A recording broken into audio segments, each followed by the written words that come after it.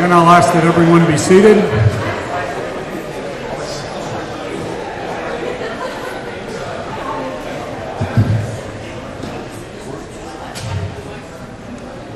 I'll call the meeting to order. In general, the people seated in the main body of seats here should all be registered voters. There are a few cases where someone who is not a registered voter but is an official with a local committee or whatever that is by special permission seated with them. All other non-voters should be seated in the slightly separated section in the back over here. On page 89 of your town report, there are some comments about town meeting and how we run it. And on the following page are the town bylaws that relate to the conduct of town meeting. I want to first say that in case of emergency or fire alarm, anything of that sort, I strongly suggest exiting directly through the side exits on either side of the room. It's a quick way outside and it's the safest way to get everybody out quickly. Some announcements. There's a deadline for claims to the Federal Emergency Management Agency in regard to the recent flooding, and those things have to be in by May 28th. I suggest you contact the Selectmen's office if you need to deal with that. Dog licenses are due, and as of June 1, a month from now, you will have a fine, so it'll cost you even more, so get them cheap in May. Absentee ballots are available for next week's election. You can come in and vote in the town clerk's office during the regular town clerk's hours, which are in the town report here. And you may also send them in by mail and get them out, get your ballot by mail. However, that has to happen pretty fast to get both ways now. Okay. This is the annual town meeting for the town of Berlin, and I'll ask the town clerk to read the call to the meeting and the constable's return.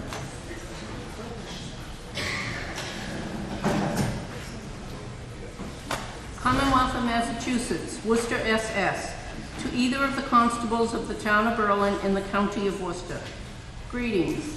In the name of the Commonwealth of Massachusetts, you are hereby directed to notify and warn the inhabitants of said town, qualified to vote in elections and in town affairs, to meet at the Berlin Memorial School in said Berlin on Monday, the 3rd day of May 2010, next at 7:30 o'clock in the evening, then and there, to act on the following articles or in relation thereto.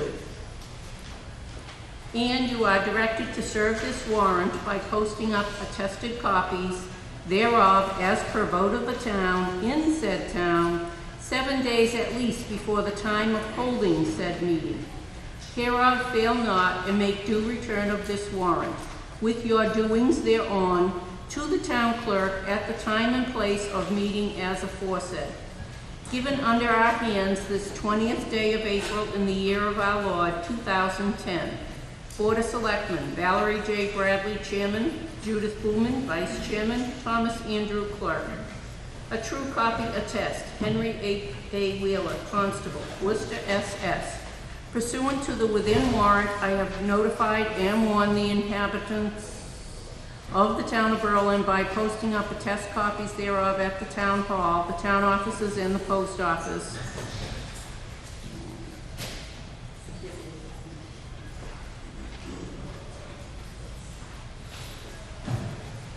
Just a moment. 11 days before the time of holding said meeting as within directed. Henry A. Wheeler, Constable, April 22, 2010.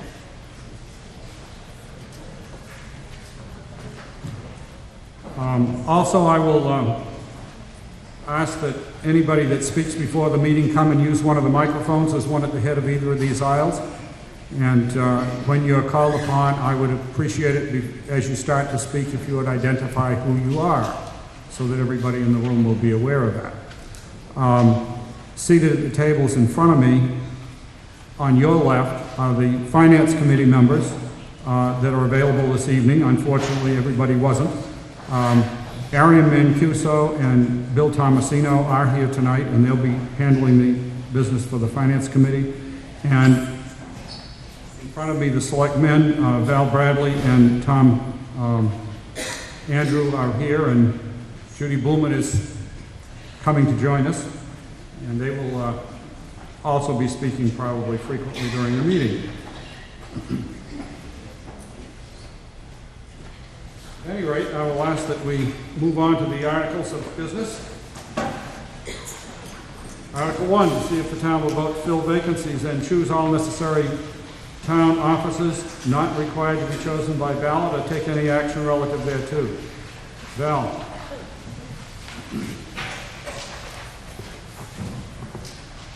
Mr. Moderator, I move to approve the motions as printed under Articles 1 through 12 of the warrant for this meeting.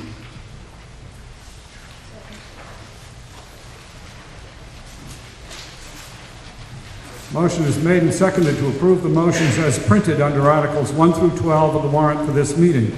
You will note that there are printed motions included for each of those articles. All of these are articles that have been acted on at each annual town meeting for a number of years, and in order to save time, have been bundled together into one motion. If there are questions or comments on any of these articles, this is the time to make those, and if somebody is concerned about all of this being done together at one point on any one of these articles, that can also be addressed right now. Article 2 includes the printed reports of the offices and committees of the town for this year, and that's your annual town report. That's where we act on those printed reports. I will note that in the town offices list, there is an error made by the town report committee in that the Selectman David Marble is still listed as selectman for this year, even though he completed his term a year ago. And Judy Blumen was elected at the last annual election. You will find her correctly listed in the election proceedings, however. Are there others that wish to comment on any printed reports, or are there any other comments on the first 12 motions?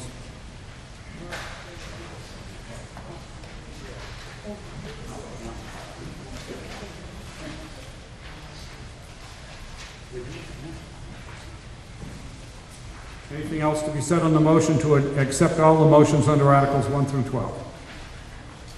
If not, I'll ask you to vote. All those in favor say aye. Aye. Those opposed, no. Motion carries by unanimous vote. Article 13.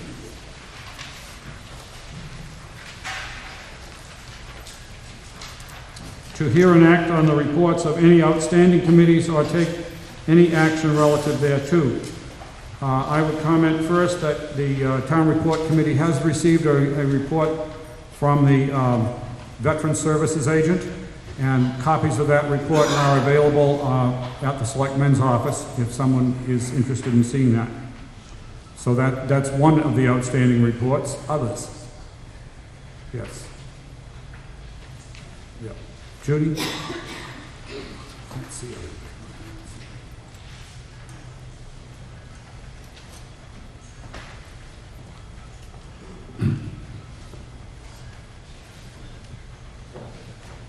This is the report for the Energy Committee.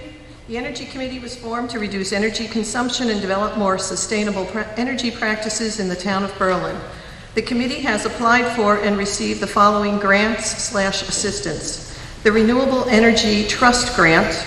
Town citizens who chose to participate in the Clean Energy Choice Program generated a grant for the town of $2,695. This grant was given to Berlin Memorial School, where Ann Rosso created a program around renewable energy education. The Energy Audit Program, which is a program that the state is running, the town applied for an energy audit of all the town buildings, and we are currently on the waiting list. It's only been a year now. The National Grid Lighting Program, Berlin Memorial School and the Municipal Public Safety Building both had lighting audits. National Grid paid 75% of all the upgrades. You can see some of the upgrades right here. They changed these from metal halide lighting into T5 high output fluorescence. And that was also done in the public safety bay. Green Community Assistance Grant. This grant was awarded to provide assistance for the town to become a green community.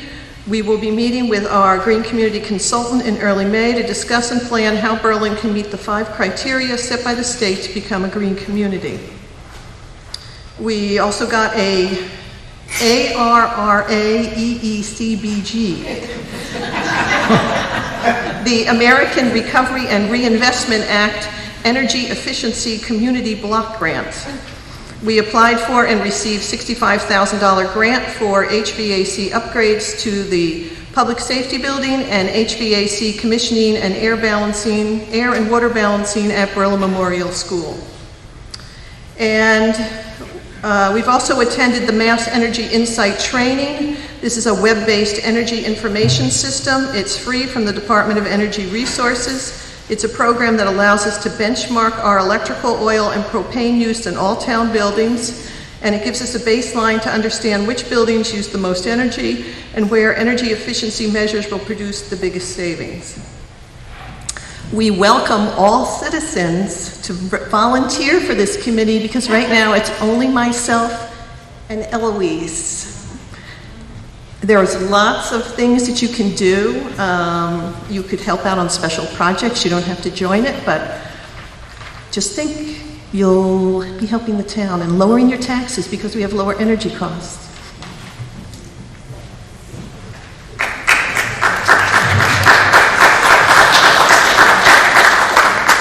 Mr. McKay of the Recreation Committee.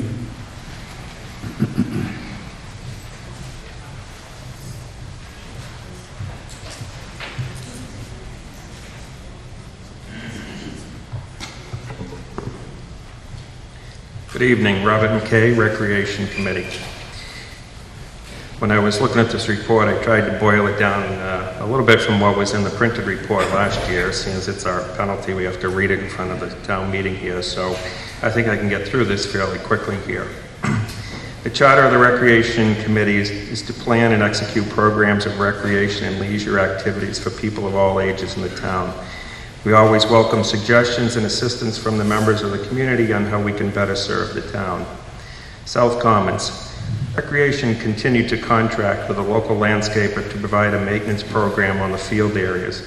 This continued commitment has gradually improved the condition of South Commons complex over the recent years. Through the rental of the field complex to several different organizations, we were able to generate $8,100 in revenue last year.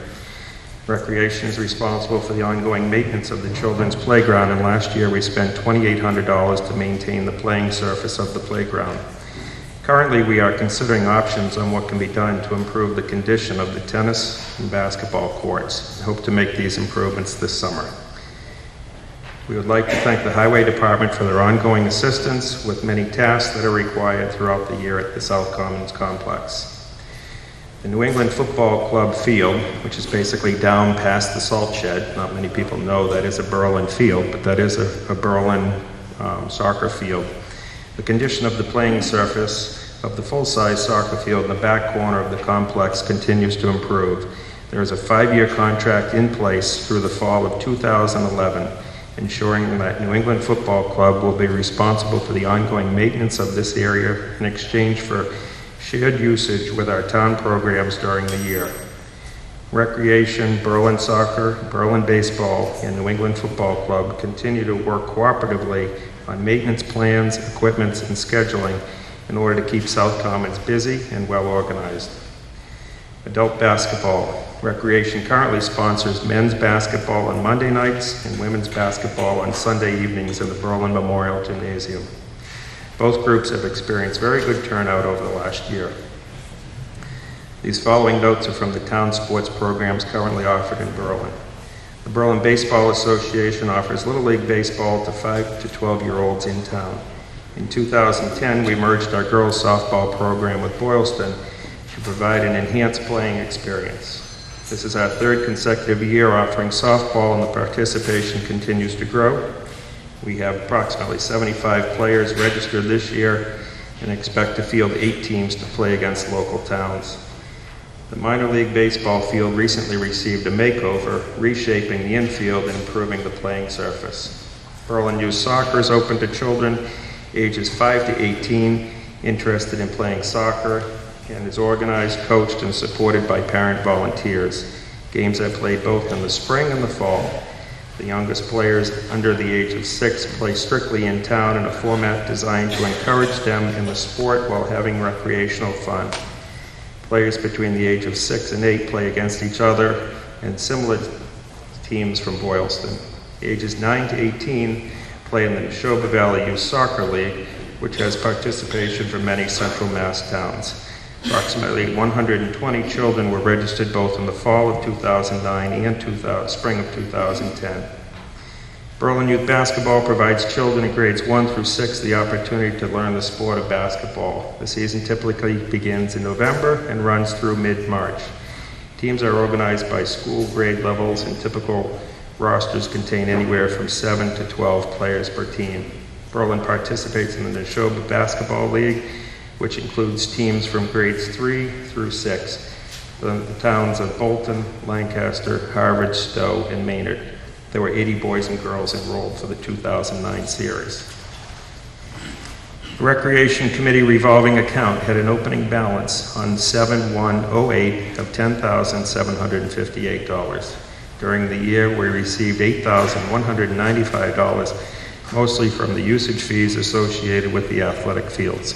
From this account during the year, around $6,683 was spent on field and playground maintenance.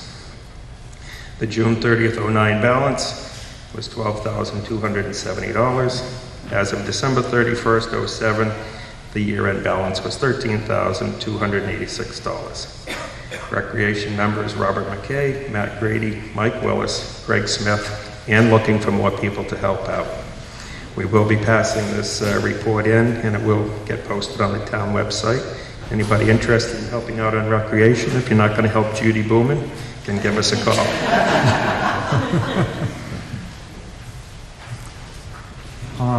Lynn Ryan from the Assabet Valley Building Committee.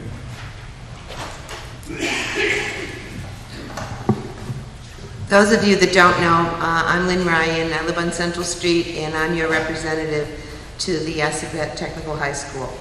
I just want to encourage you to take one of these brochures that's up there. We're in the process of doing some renovation. We're not going to build a new school, but we're going to renovate the existing school. There's a list within the brochure of those things that we're looking to do. Replace the roof, replace the HVAC system are the two major things. There's a timetable in here, and right now we're on schedule. We've just hired a project manager, and we're looking to enter the feasibility study stage and hire an architect. So don't ask me, we have no idea what the price is going to be at this point, but we should by next town meeting. If anybody has any questions, I'll be glad to try to field them. Richard Seidel.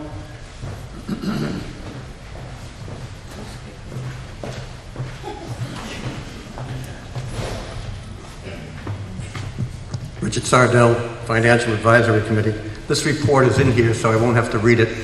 But I'd like to bring your attention, if you would, to page 78. It's a capital improvement plan.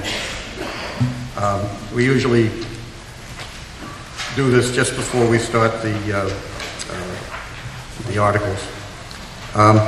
We've maintained, since 2000, we've set the goal and the objective to keep the debt and interest and the capital replacements at the same level as the funding for 2003. So when we look at an objective here, or a target, that's what that is. We've been level funding since 2003.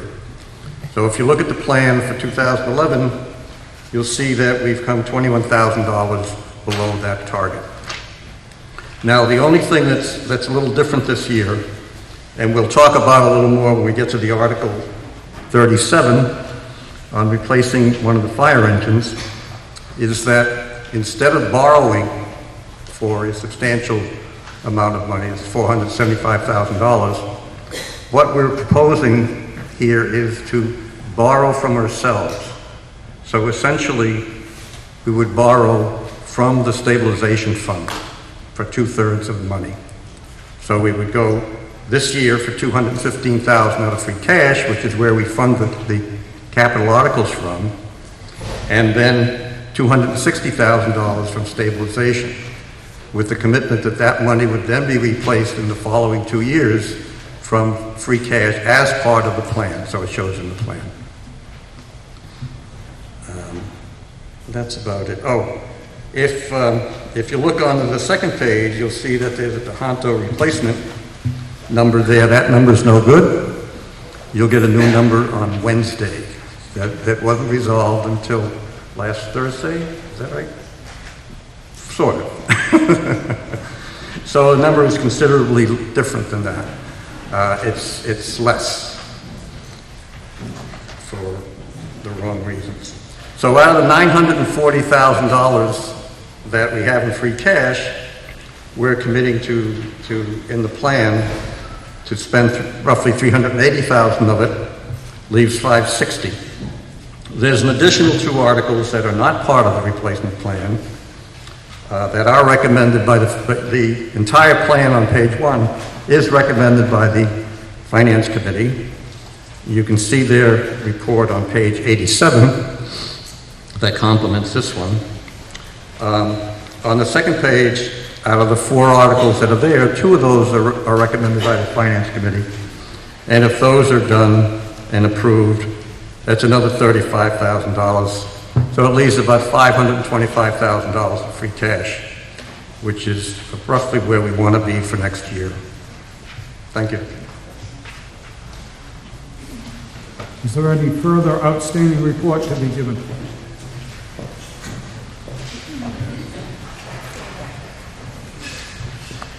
FY11 was a challenging budget year. We started out not knowing what we'd get for state aid, except we had a certainty it would go down, which it did by $50,000. And this is on top of a $100,000 decrease last year. We also saw about a 10% increase in our Tohono assessment due to increased enrollment from Berlin. And finally, our healthcare costs went up by $63,000. There are other items too that affected this, but rather than read them or talk about them, I'll refer you to our letter on page 81 of the annual report. In spite of this, we were able to come up with a modest budget increase of 2.4%. And we were able to achieve this by the cooperation of all the departments that submit budgets. They deferred or just eliminated any pay increases. They held the line on expenses. And on behalf of the committee, I'd like to thank all these departments for the work they put in. And finally, if you don't want to join the Energy Committee, we've got 2 openings on the Finance Committee.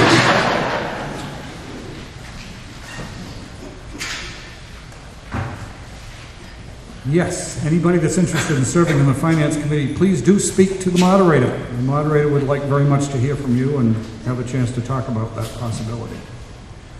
I'm going to assume we are done with Article 13, outstanding reports, and we'll move to Article 14. See if the town will vote to transfer a sum of money from available funds to be used toward the reduction of the 2010-2011 tax rate, or take any action relative thereto. For a motion under Article 14. Mr. Thomasino of the Finance Committee. Mr. Moderator, I move to pass over Article 14.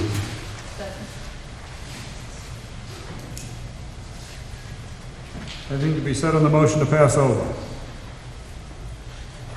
Hearing nothing, I'll ask you to vote. All those in favor say aye.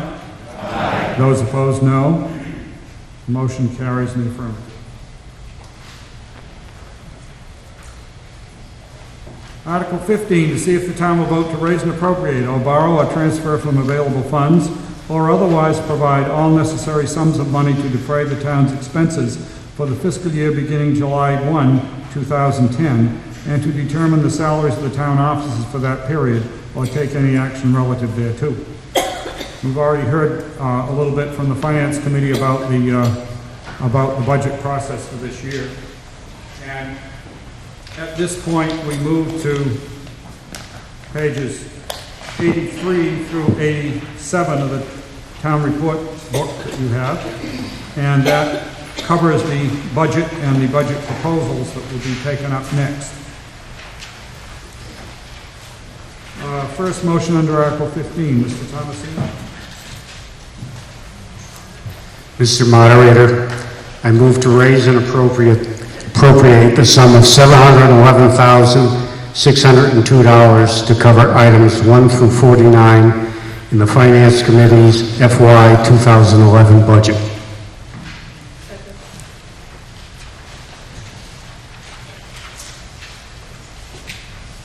The motion is made and seconded to raise and appropriate the sum of $711,602 to cover items 1 through 49 in the Finance Committee's fiscal 2011 budget.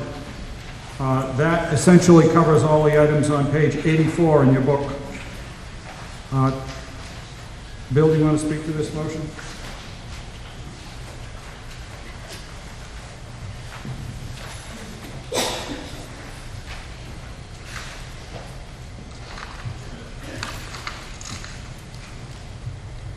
These are the general government items covering departments all the way from the selectmen through the public buildings, and they represents a total increase over last year of 1.72%.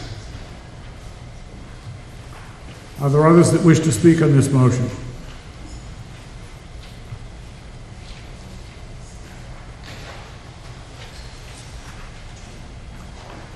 Hearing no one, I will ask you to vote. All those in favor say aye. Aye. Those opposed, no. Motion carries unanimously.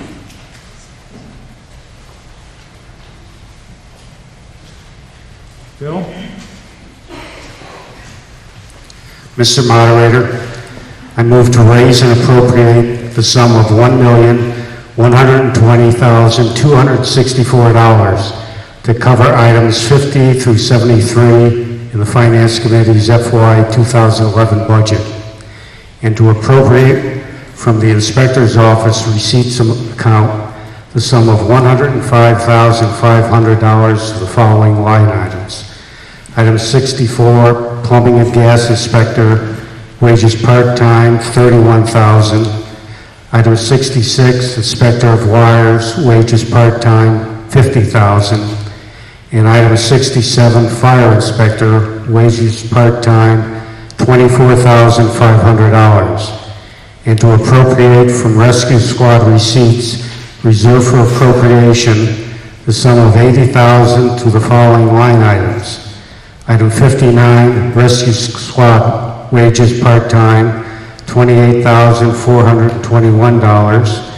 Item 16, Rescue Squad Center, $7,198. And item 61, Rescue Squad expenses, $44,381 in the Finance Committee's FY 2011 budget.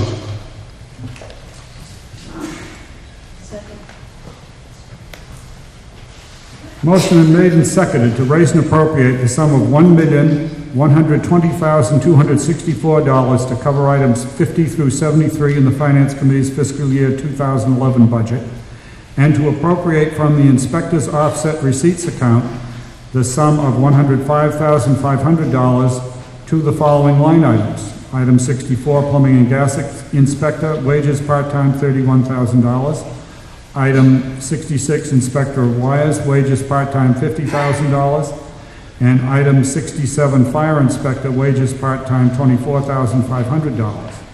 And to appropriate from Rescue Squad receipts reserved for appropriation the sum of $80,000 to the following line items. Item 59, Rescue Squad wages part-time, $28,421. Item 60, Rescue Squad incentive, $7,198. And item 61, Rescue Squad expenses, $44,381 in the Finance Committee's fiscal year 2011 budget.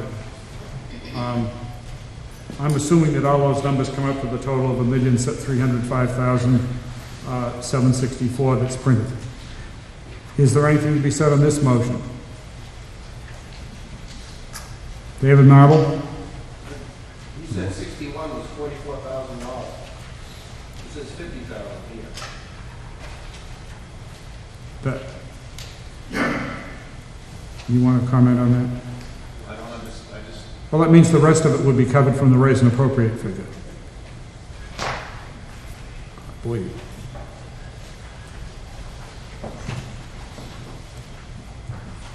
Walter Bickford?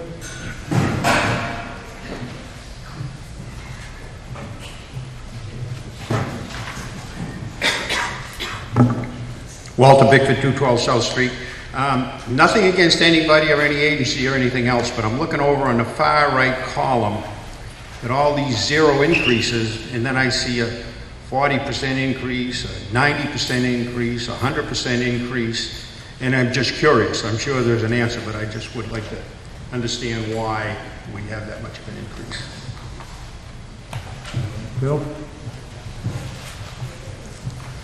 Those increases are associated with the inspector's salaries, mainly for the malls that are coming in. But if you look further, on page 1, the summary page of the budget, those are offset in the offset receipts. So if we're paying an inspector $50,000, we'll get that back in receipts. Are there other comments or questions?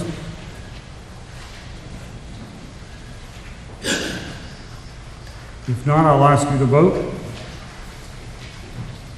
And I will not make you listen to the motion again unless you really want to. All those in favor say aye. Aye. Those opposed, no. Motion carries by unanimous vote. Mr. Tomasino. Mr. Moderator, I move to raise and appropriate the sum of $2,671,449 to cover items 74 through 75 in the Finance Committee's FY 2011 budget.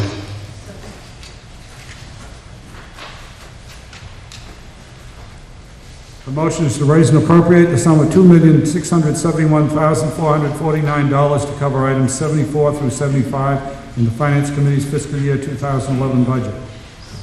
You want to speak to it, Bill?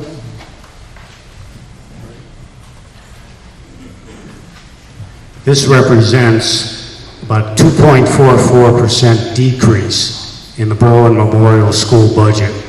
And we'd like to thank the school committee for the work they did to make this possible.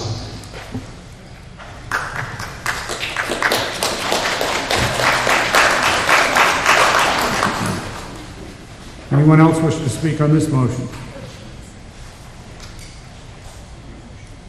Hearing no one, I'll ask you to vote. All those in favor say aye. Aye. Those opposed, no. Motion carries by unanimous vote.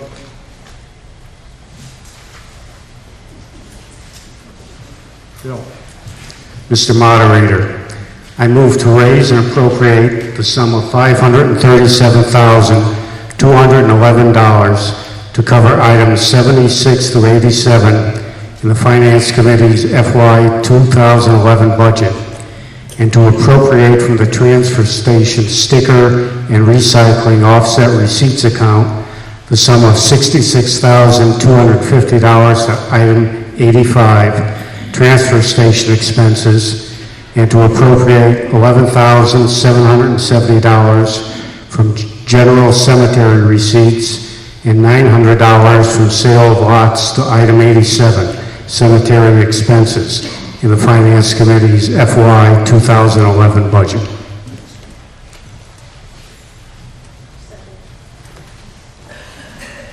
Motion is made and seconded to raise and appropriate the sum of $537,211 to cover items 76 through 87 in the Finance Committee's fiscal year 2011 budget, and to appropriate from the transfer station sticker and recycling offset receipts account the sum of $66,250 to item 85, transfer station expenses, and to appropriate $11,770 from general cemetery receipts and $900 from sale of lots to item 87, cemetery expenses in the Finance Committee's fiscal year 2011 budget. Is there anyone who wants to speak on this motion?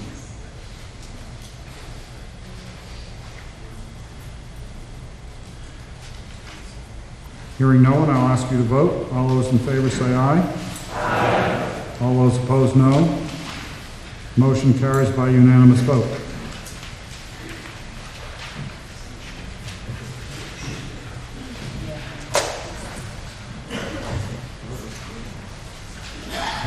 Mr. Moderator, I move to raise and appropriate the sum of $26,131 to cover items 88 through 99 in the Finance Committee's FY 2011 budget.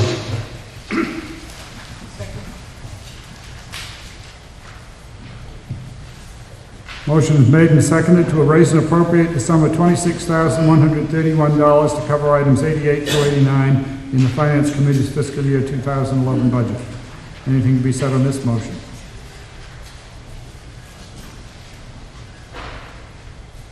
Hearing none, I'll ask you to vote. All those in favor say aye. Aye. All those opposed, no. Motion carries by unanimous vote. Marion Mancuso. Mr. Moderator, I move to raise and appropriate. Will you get the, you'll need to get closer to the mic. Set it up higher or whatever, yeah. Mr. Moderator, I move to raise and appropriate the sum of $111,801 to cover items 100 through 106 of the Finance Committee's fiscal year 2011 budget.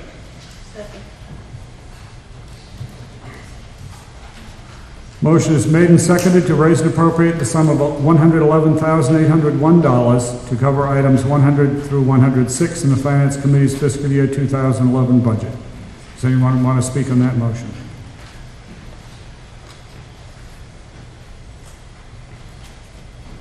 Hearing no one, I will ask you to vote. All those in favor say aye. Aye. Those opposed, no. Motion carries by unanimous vote.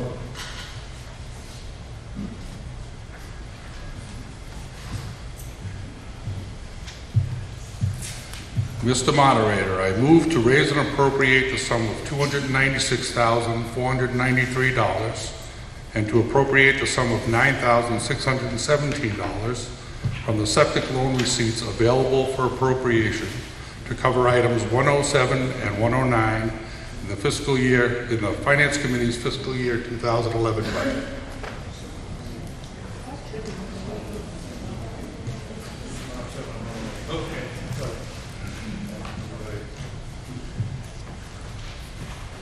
It says 107 and 108. I move to raise and appropriate the sum of $296,493 and to appropriate the sum of $9,617 from septic loan receipts available for appropriation to cover items 107 through 108 in the Finance Committee's fiscal year 2001 budget. Anyone want to speak to this motion?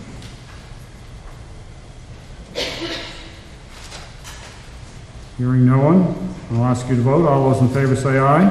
Aye. Those opposed, no. Motion carries by unanimous vote.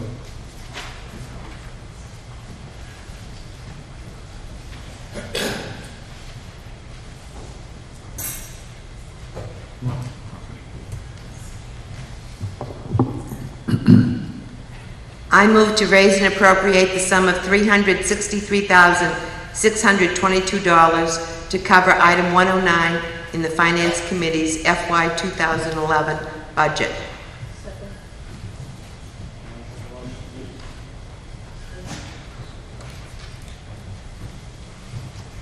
Motion is made and seconded to raise and appropriate the sum of $363,622 to cover item 109 in the Finance Committee's fiscal year 2011 budget. That's the budget for the Assabet Valley Regional Vocational Technical School. Berlin share. Is there any comment on the Finance Committee recommendation? Finance Committee recommends. Do you want to comment on it? I just want to say, while we show a decrease in our budget, while we show a decrease in our budget, our gross budget went up 3%. The difference is I'm not going to touch it again. Thank you. I'll start again. While the budget shows a decrease to us of something just over 6%, That's due to a shift in student percentages. Actually, our gross budget went up 3% last year. And we have 0 seniors from Berlin this year, so I don't anticipate a reduction next year. Actually, I anticipate that there will be a reasonable or significant increase. Anything else to be said on this motion?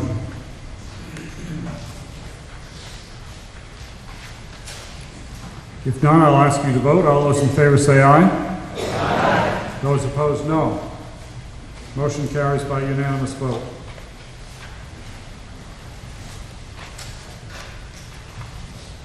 Mr. Mancuso.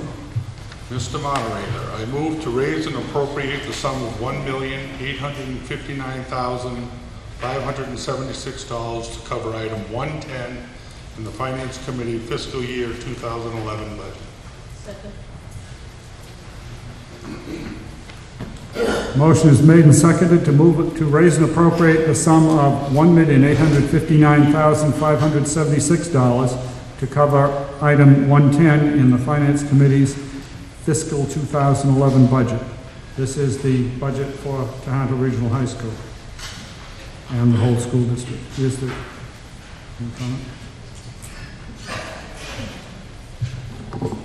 This budget, You want to get a little closer to the mic.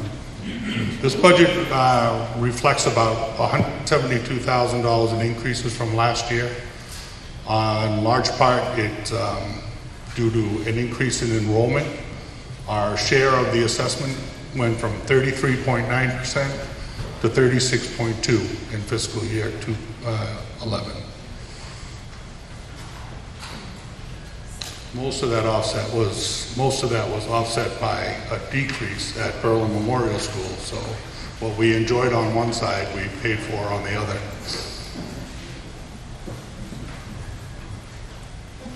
Are there others to speak? No. Christine Keefe of the Regional School Committee.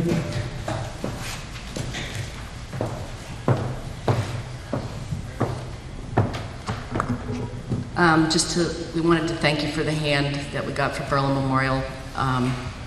It's due to some out-of-district placements that aged up into Tohoto, the part of the increase, and the decrease at Berlin Memorial. There also was an increase in choice and charter tuitions for kids in our town who are going to those two sorts of schools. Is there any other comments? If not, I'll ask you to vote. All those in favor say aye. Aye. Those opposed, no. Motion carries by unanimous vote.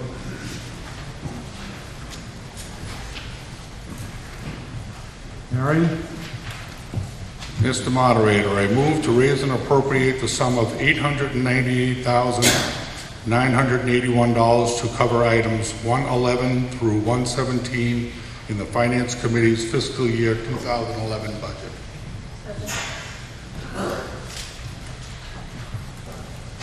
Motion is made and seconded to raise and appropriate the sum of $898,981 to cover items 111 through 117 in the Finance Committee's fiscal year 2011 budget. Is there a comment on this motion? Anybody want to ask a question?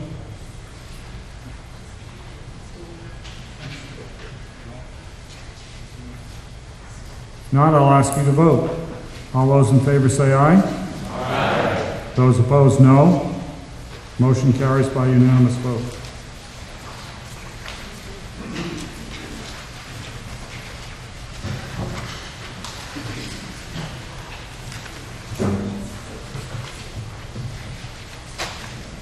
That's got to be some kind of a record. Article 16, to see if the town will vote to close out a number of special articles. Val Bradley?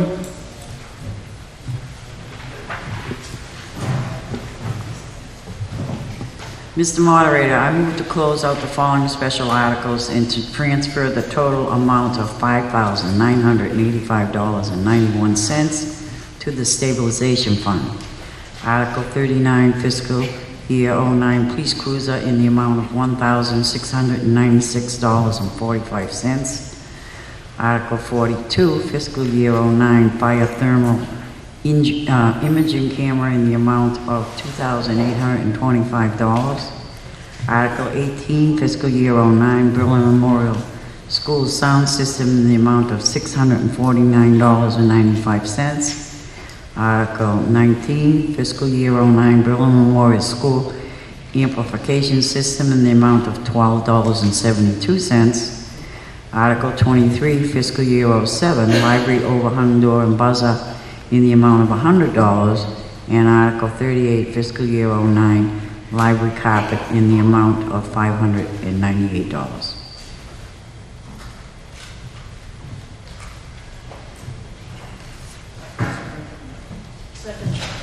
Motion made and seconded to close out the following special articles.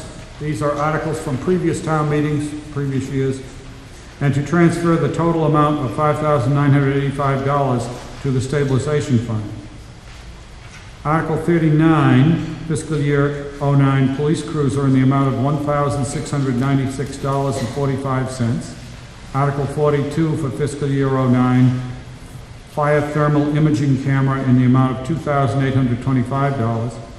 Article 18, fiscal year 09 Berlin Memorial School sound system, the amount of $649.95. Article 19, fiscal year 09 Berlin Memorial School amplification system in the amount of $12.72. Article 27, fiscal year 07 library overhung door and buzzer in the amount of $100. And Article 38, fiscal year 09 library carpet in the amount of $598. Anything to be said on this motion? Finance Committee recommend. Finance Committee recommends. Is there anybody else that wants to speak? If not, I'll ask you to vote. All those in favor say aye. Aye. Those opposed, no. Motion carries by unanimous vote. Which also covers us for a 2/3 vote required to go into stabilization.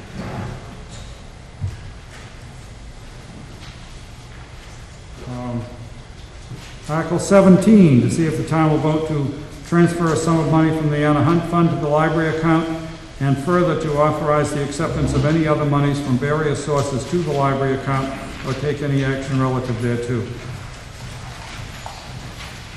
Marcia Johnson of the Library Trustees. Marcia Johnston, Baker Road. Mr. Moderator, I move to transfer the sum of $50 from the Anna Hunt Fund to the library account and to appropriate from the Library Dog Fund the sum of $1,785.50 to the library account, and to further authorize the acceptance of any other monies from various sources to the library account. Library Trustees.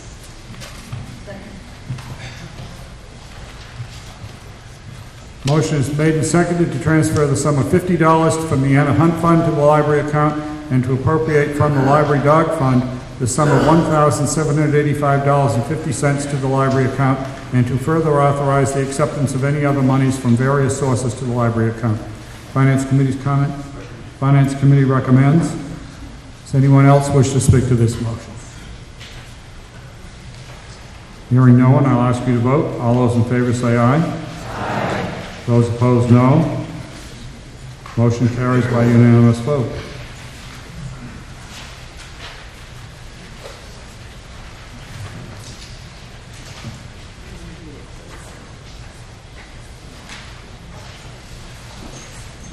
Article 18, see if the town will vote to appropriate to the cemetery account a sum of money from the general cemetery receipts and a sum of money from the sale of lots, and to accept a sum of perpetual care and a sum of money for the flower fund to take any action relative thereto from the Cemetery Commission.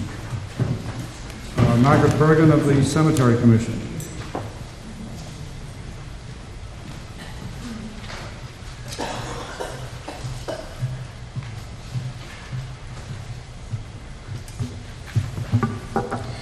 I I move that the town accept the sum of $3,700 for cemetery perpetual care.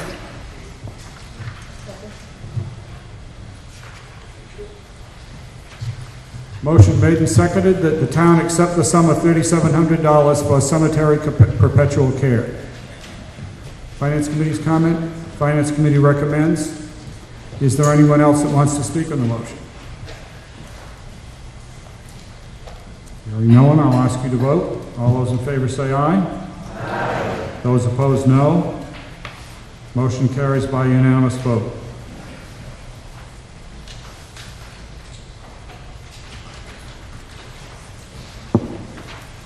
Article 19, to see if the town will vote to amend the Berlin zoning bylaw with the following modifications. And there are a list of different items relating to Section 340, Section 540, and Article 14. Tim Wheeler of the Planning Board.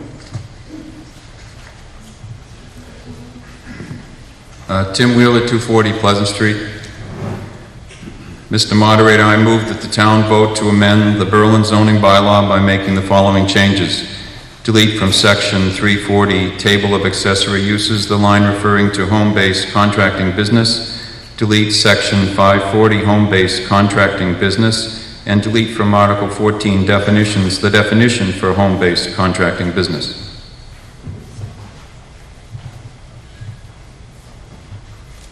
Motion is made and seconded to amend the Berlin zoning bylaw by making the following changes. Delete from Section 340, Table of Accessory Uses, the line referring to home-based contracting business. Delete Sections 540, Home-based contracting business. Delete from Article 14, Definitions, the definition for home-based contracting business. Mr. Wheeler. Mr. Moderator, the Town of Berlin Planning Board held a public hearing on Tuesday, April 27, 2010 at 8 p.m. at the Berlin Town Offices, 23 Linden Street. The purpose of the public hearing was to provide interested parties with an opportunity to comment on Article 19 on the annual town meeting warrant to be held May 3, 2010. At a planning board meeting held on Tuesday, April 27, 2010, the planning board voted 3 in favor, 2 opposed to Article 19.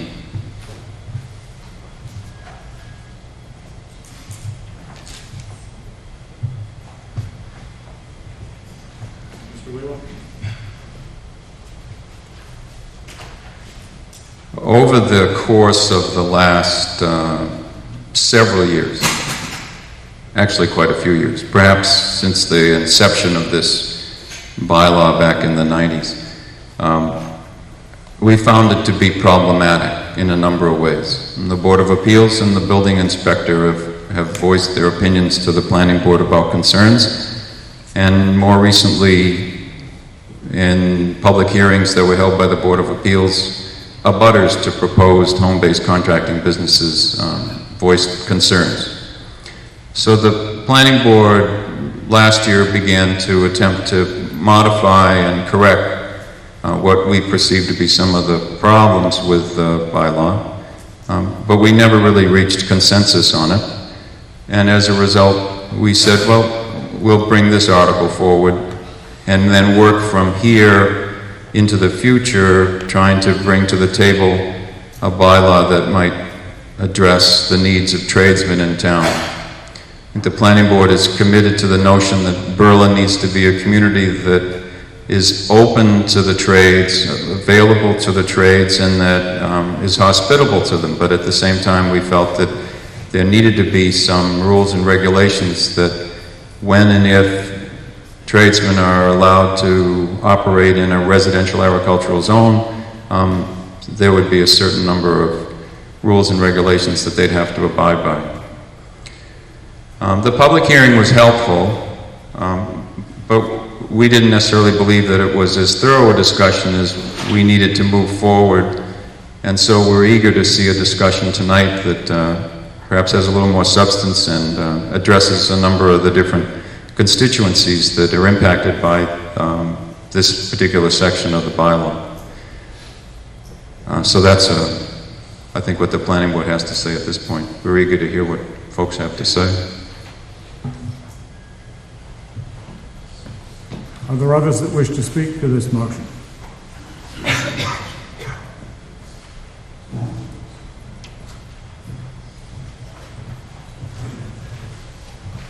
Jerry Freed, 12 Brook Lane.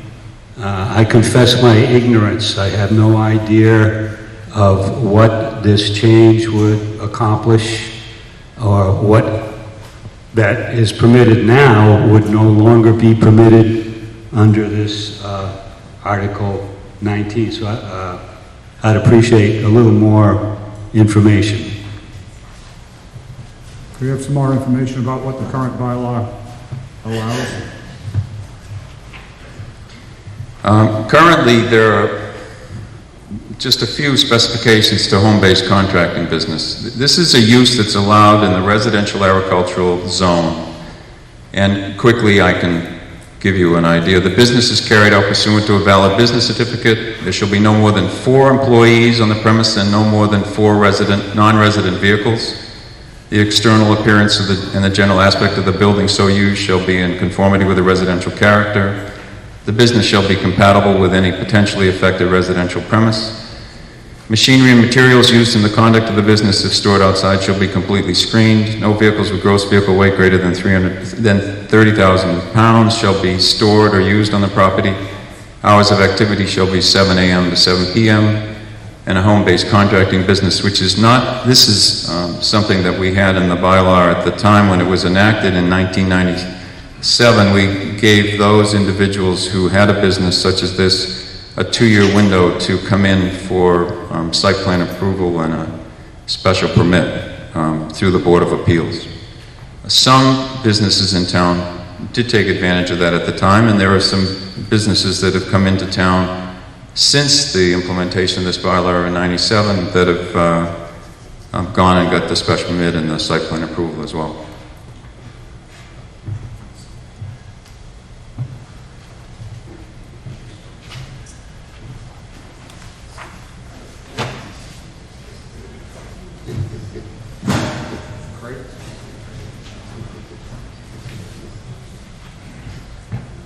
Craig Gibo, 55 Coburn Road. As Tim alluded to, back in the 90s, they created this bylaw for many of the tradesmen in town.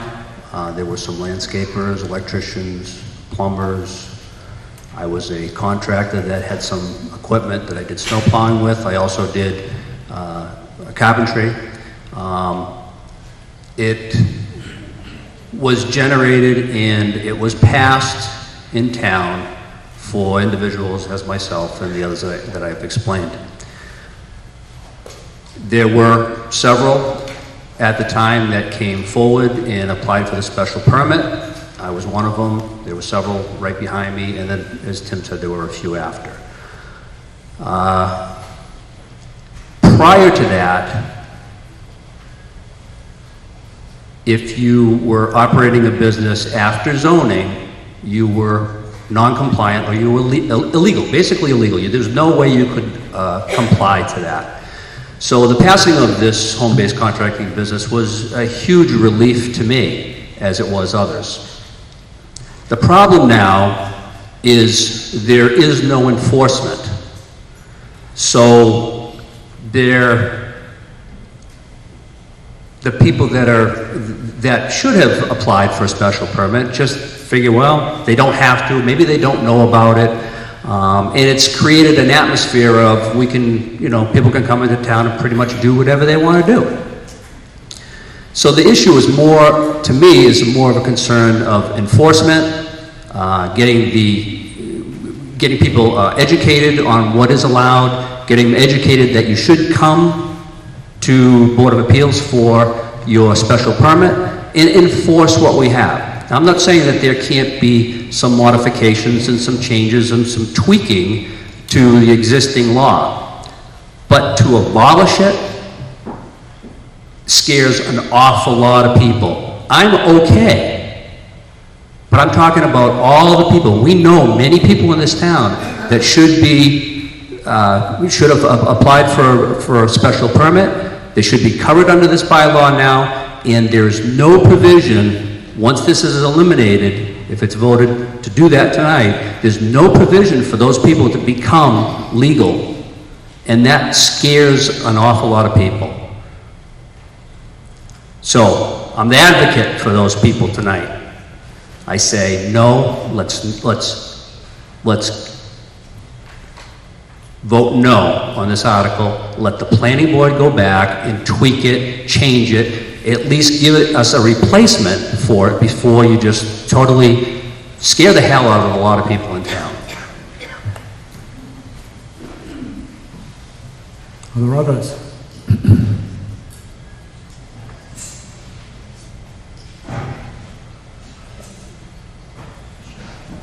Kevin? Get you.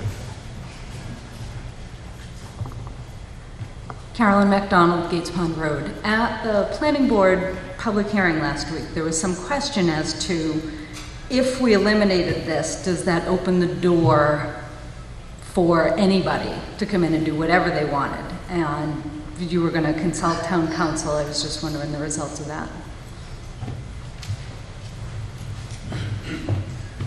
Good evening. If the bylaw amendment did pass and the home-based contracting use was eliminated from zoning, it would simply not be permitted. Any type of use that is not in the zoning bylaw would not be permitted henceforth. So for, just as the last gentleman mentioned, if an individual has not received the special permit or the site plan that's currently required, and there would be no way to come into compliance if the bylaw was stricken. Those that are legally permitted now, however, would still be, right?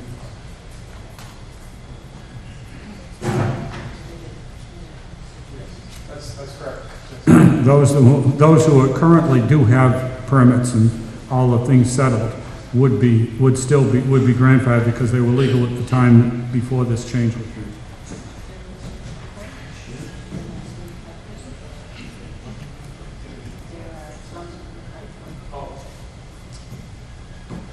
What about some that might be under current consideration?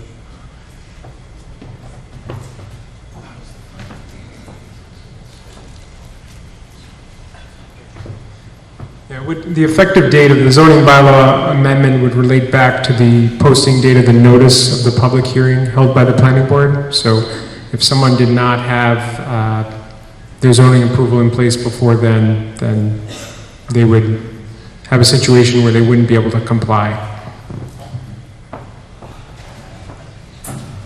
Kevin?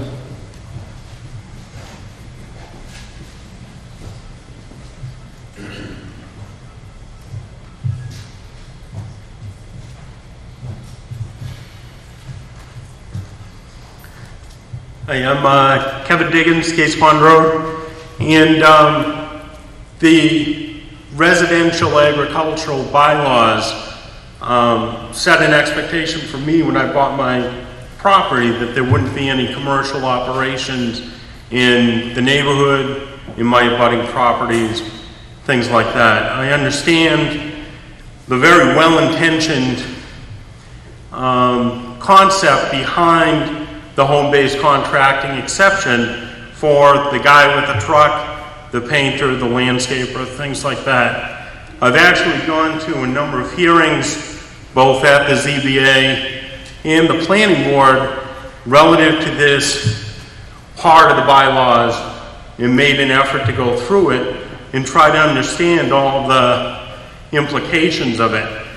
One of the things that I've heard and that I think people should consider is that we've been hearing, and the town boards have been hearing, that Berlin is much more permissive in some of these bylaws than surrounding towns in our area, in that we're a contractor-friendly town, and that it's attracting a series of applications to the zoning board for larger operations. If you look at some of the criteria that Tim outlined as far as the 4 employees with the 4 trucks or the 4 vehicles, that gets to be a bigger operation, and there seem to be some misconceptions as far as what's allowable as far as the size of the truck and the size of the operation, and it's there have been a series of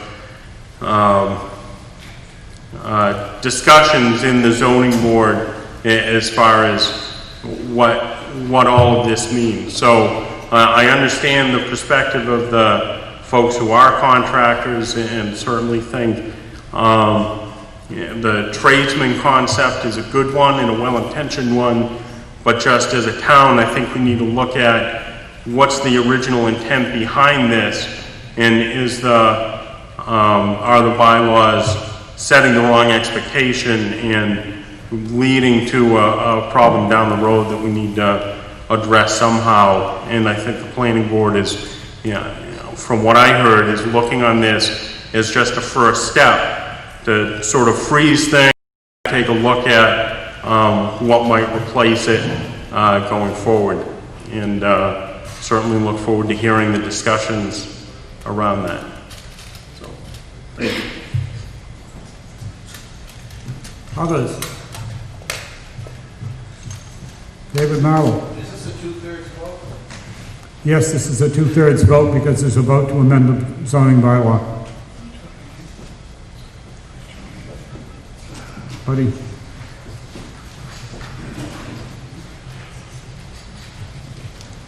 Buddy Wheeler from Ballant Rock Farm, 104 Highland Street.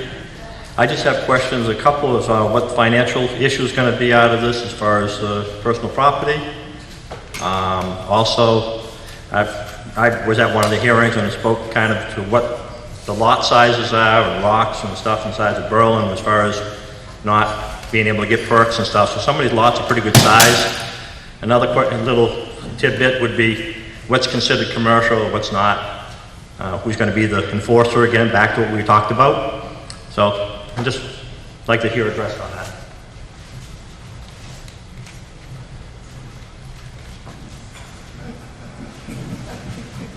Tim?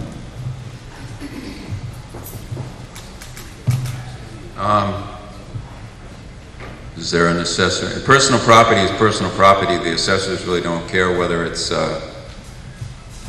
in a home-based business application or not. Will Diane nod if that's... Diane nodded, yes. Thank you, Diane.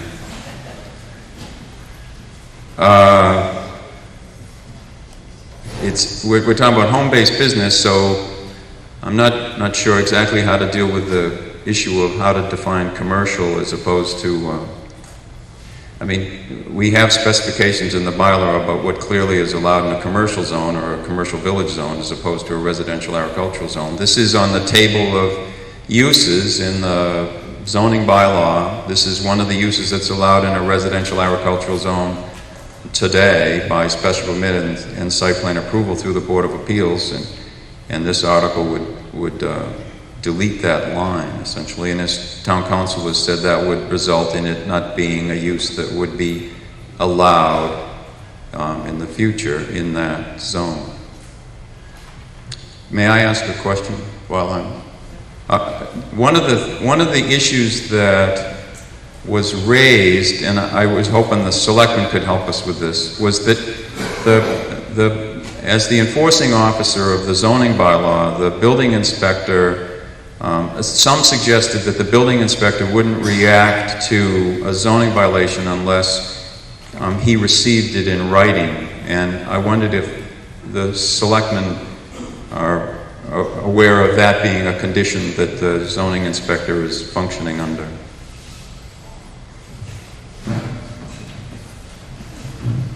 Selectman Tom Andrew.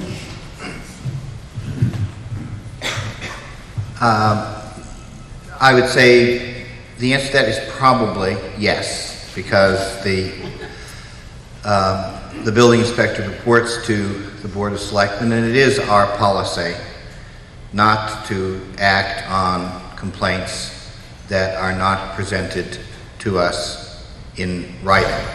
I think it's quite obvious that it's very difficult to be fair to people and to proceed with something if it isn't defined at the beginning so that you know what it is, and so somebody is on record for requesting a certain action.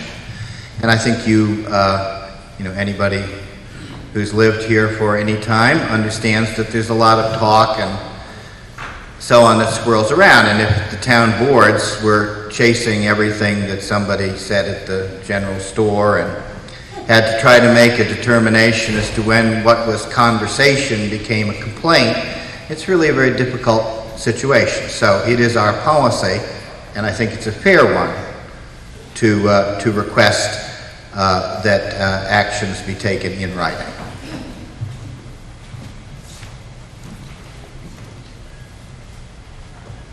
Chris Keith?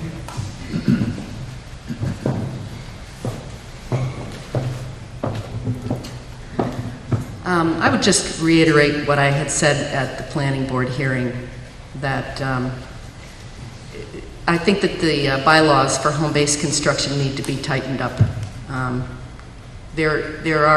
I'm hearing there's a lot of people that are trying to come into town and they'll buy a very inexpensive lot, such as maybe one in my neighborhood, 3/4 of an acre, and want to put a home-based construction business there. And it's very hard to comply with the bylaws, which say that it has to be hidden from the neighbors, and on a 3/4 acre lot, it's not possible, in my opinion.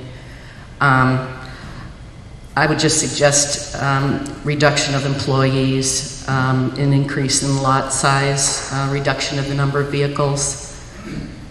I know that the town of Berlin basically is in favor of keeping this bylaw, being able to have a home-based construction, but it has to be in an appropriate area.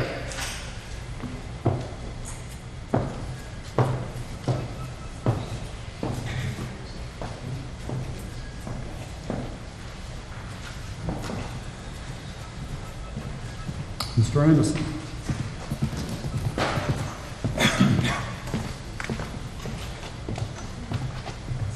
Bill Anderson, Peach Hill Road.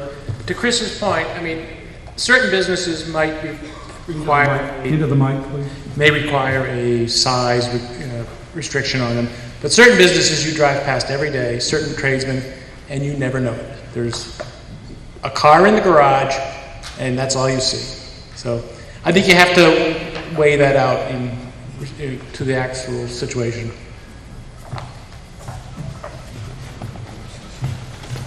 Ron Vobruska? Ronald Vobruska from the Planning Board. If this article is defeated and we still have home-based contracting businesses in the bylaws, we would work on the Planning Board to tweak, change, and improve what we have in the bylaw. When we proposed eliminating this bylaw, we weren't aware to the public hearing that there was many businesses that haven't complied yet, and they would have no opportunity to, and they would have to go out of business. And we certainly didn't want to do that. But we would tweak and amend or improve this bylaw if it's defeated this time.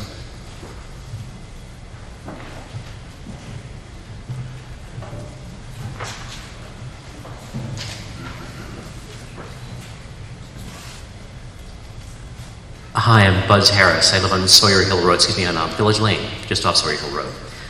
This is my first town meeting, and I'm new to this issue, but I want to thank the gentleman who just stood up from the planning board for saying the planning board would be willing to look at this and tweak it. The action of repealing it does seem very strong, given that we have neighbors in town who have home-based businesses that aren't currently in compliance. I'm hoping they can be encouraged by perhaps sending them a letter or some other action to come into compliance. But it does sound like people have legitimate complaints and concerns, and I hope the planning board can work that out. I may have just sunk my potential future interest in being on the planning board, but we'll see what happens. Thank you.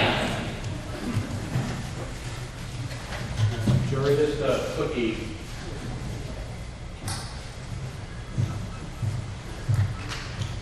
Jerry Freed, 12 Brook Lane. Point of order or a question. Would I be out of order to propose that we pass over this article? No. Then I will make a motion that we pass over the article. Motion made and seconded to pass over the article. This has the effect of essentially killing the article for this particular town meeting. Is there anything to be said on the motion to pass over?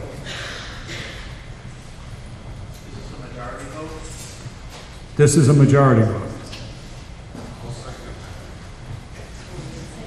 Anything to be said further? If not, I'll ask you to vote. The motion is to pass over the article. All those in favor say aye. Aye. Those opposed, no. No. Motion passes in the affirmative. And the article is passed over.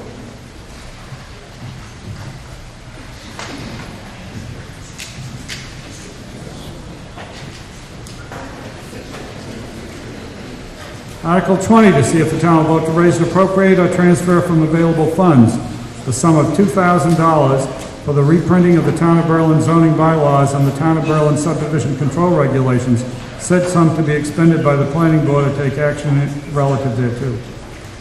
Janet Campbell of the planning board. Mr. Moderator, I move to transfer the sum of $2,000 from the free cash for reprinting of the Town of Berlin zoning bylaws and the Town of Berlin subdivision control regulations, said sum to be expended by the planning board.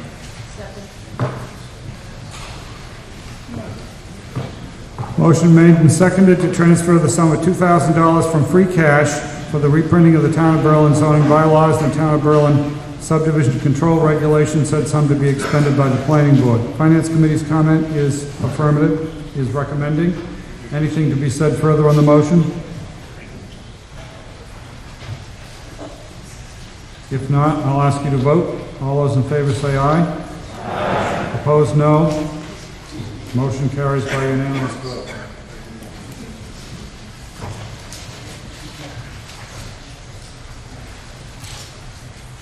Article 21, to see if the town will vote to appropriate the apportionment of Chapter 90 transportation bond issue monies in the amount of $149,538 or take any action relative thereto. Tom Andrew. Tom Andrew, Board of Selectmen. Mr. Moderator, I move to appropriate the apportionment of Chapter 90 transportation bond issue monies in the amount of $149,538. Motion made and seconded to appropriate the portion of Chapter 90 transportation bond issue monies in the amount of $149,538. Tom? This allows us to spend the state apportionments for highway and related expenditures. Finance Committee has a printed recommendation in favor. Is there any further comment? Anyone else want to speak on the motion? If not, I'll ask you to vote. All those in favor say aye. Aye. Opposed, no. Motion carries unanimously.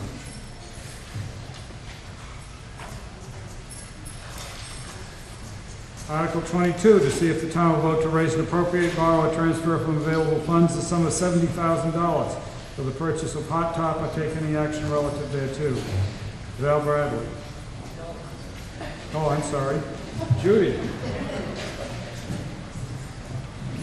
I move to transfer the sum of $70,000 from free cash for the purchase of hot top, said sum to be expended by the Board of Selectmen. Motion made and seconded to transfer the sum of $70,000 from free cash for the purchase of hot top, said sum to be expended by the Board of Selectmen. And we have an affirmative recommendation from the Finance Committee. Is there any further comment? Judy. This is the annual money that is given by the town for hot top.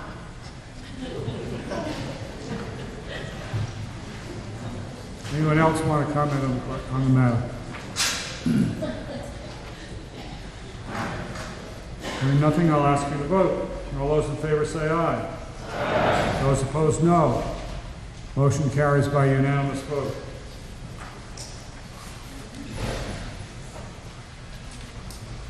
Article 23, see if the town will vote to raise and appropriate, borrow, or transfer from available funds the sum of $6,500 for the purchase of personal protective garments for the rescue squad or take any action relative thereto.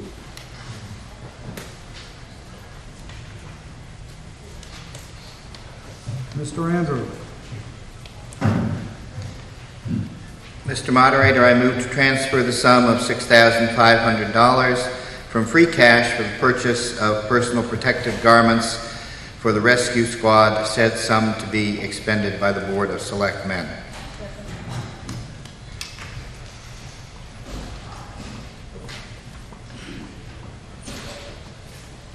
The motion is to transfer the sum of $6,500 from free cash for the purchase of personal protective garments for the rescue squad. Said sum to be expended by the Board of Selectmen. The Finance Committee has a positive recommendation. Do you have any further comment? This is just part of the normal cycling through and replacing of these garments on a rolling basis. Anything else to be said on the motion? Hearing nothing, I'll ask you to vote. All those in favor say aye. Aye. Those opposed, no. Motion carries unanimously.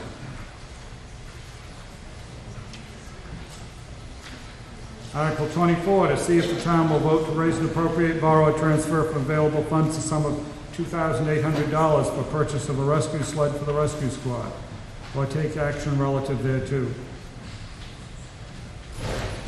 Judy Boomer.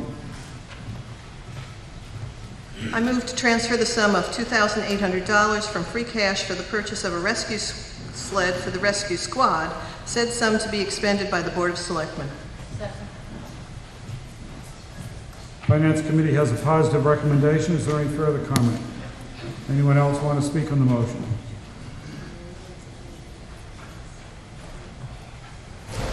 Hearing no one, all those in favor, please say aye. Aye. Those opposed, no. Motion carries unanimously.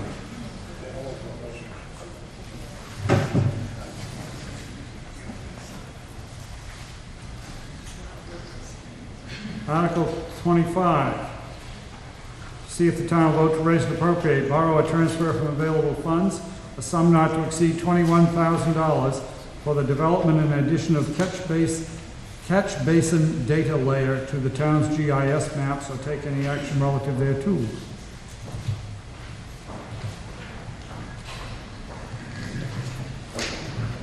Wait a minute.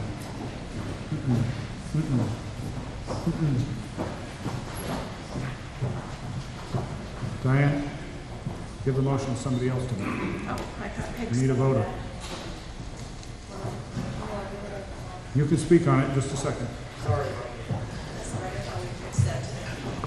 Mr. Moderator, I move to transfer the sum of $21,000 from free cash for the development and addition of a catch basin data layer to the town's GIS maps. Said sum to be expended by the Board of Assessors. Motion is made and seconded to transfer the sum of $21,000 from free cash for the development and addition of a catch basin data layer to the town's GIS map, said sum to be expended by the Board of Assessors.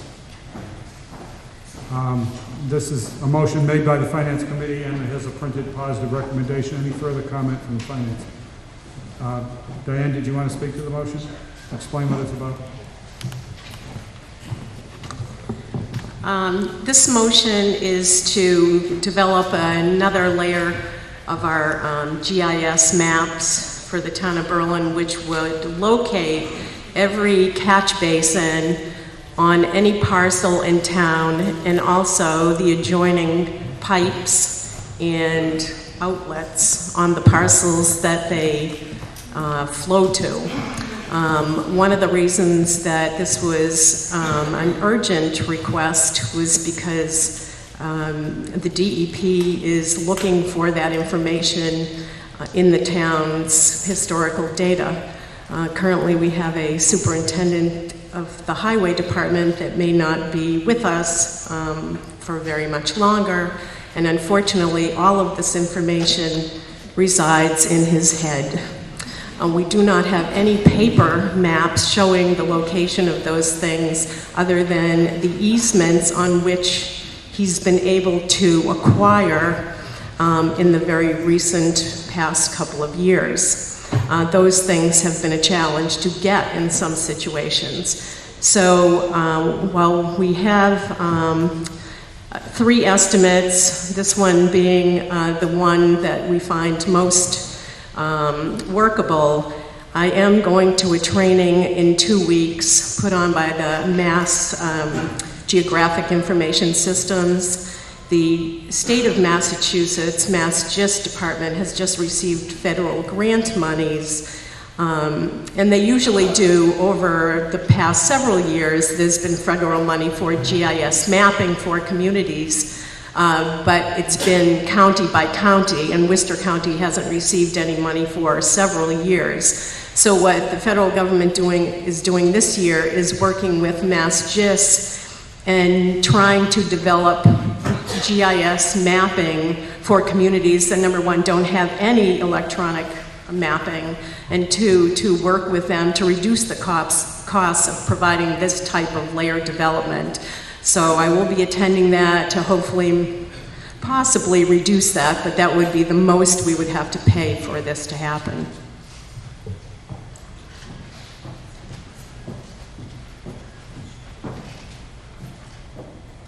Peter?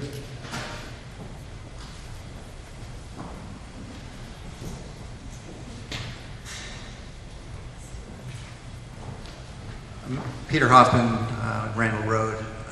I guess this moderator would like to ask the question of how long it'll take to acquire this data. If it's acquired on the ground or it's electronically required, how long will it be till the data is actually available to us, and how is it acquired?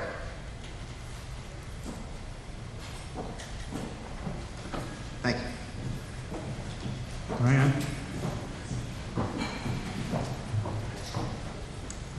The company that provided us with this quote, the project could be done within 3 to 4 months, and it would be using a global positioning device to actually locate those GPS coordinates to every single catch basin and track the point of all of the pipes as they cross other parcels to any outlets. I'm sure there's a lot of more technical terms, but the highway superintendent knows all those. When they cross roads or go through culverts and those kinds of things, all of those will also have GPS coordinates as well. And part of the project actually includes the superintendent to participate in this project to help reduce the cost to what you see in the book. Are you telling us that you're going to plot the highway superintendent's head on GIS? Yes, we are. We're actually going to take our paper maps and go with Denny with paper maps and the Sewell, the person from James Sewell Company with the GPS, and walk both sides of the street. It's a pretty labor-intensive project, which is really a lot of the bulk of the cost. And then they go back and do this all electronically in their office, and then that data would be available through our IMS site. Today, that site is not available to the public, but the information will then be available through Mass GIS, as is Berlin's data currently, because once we got, I know people remember, it took us several years of taxpayers to come to town meeting and vote our GIS project. And after several years, we got enough money to do that. That's been completed. We also have the zoning maps we accomplished this year. Conservation just added another layer. All those things are available through the Mass GIS website for the town of Berlin. You can access that.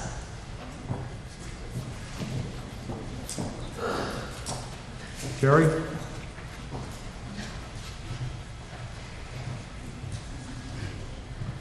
Jerry Freed, 12 Brook Lane.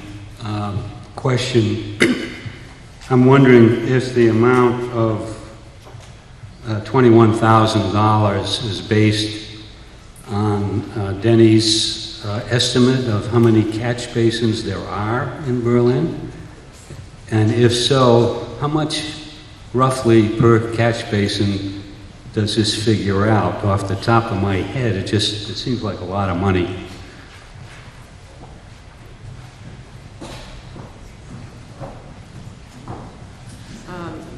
Well, in the proposal, there were over 200 catch basins, but you can't just divide the 21,000 by 200 because it's all of the particular parcels that fall down the line with all of the piping and where the culverts are. So that number is what makes this a big project as it flows from one parcel to the next, or it could cross all the way down a street on multiple parcels into culverts and could cross and become a link up to another drain and so and so and so. Thomas?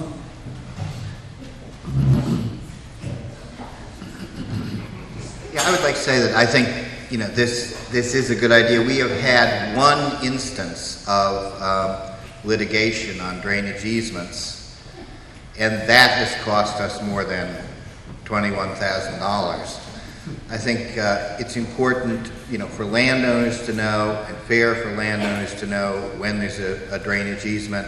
I think it's a vital tool for planning, and I think it will help us to avoid the kind of difficulties that we're currently in that in the long run are much more costly than this. Are there others that wish to speak? Now I'll ask you to vote. The motion is to transfer the sum of $21,000 from free cash for the development and addition of a catch basin data layer to the town's GIS maps. Said sum to be expended by the Board of Assessors. All those in favor say aye. Aye. Those opposed, no. Motion carries by unanimous vote.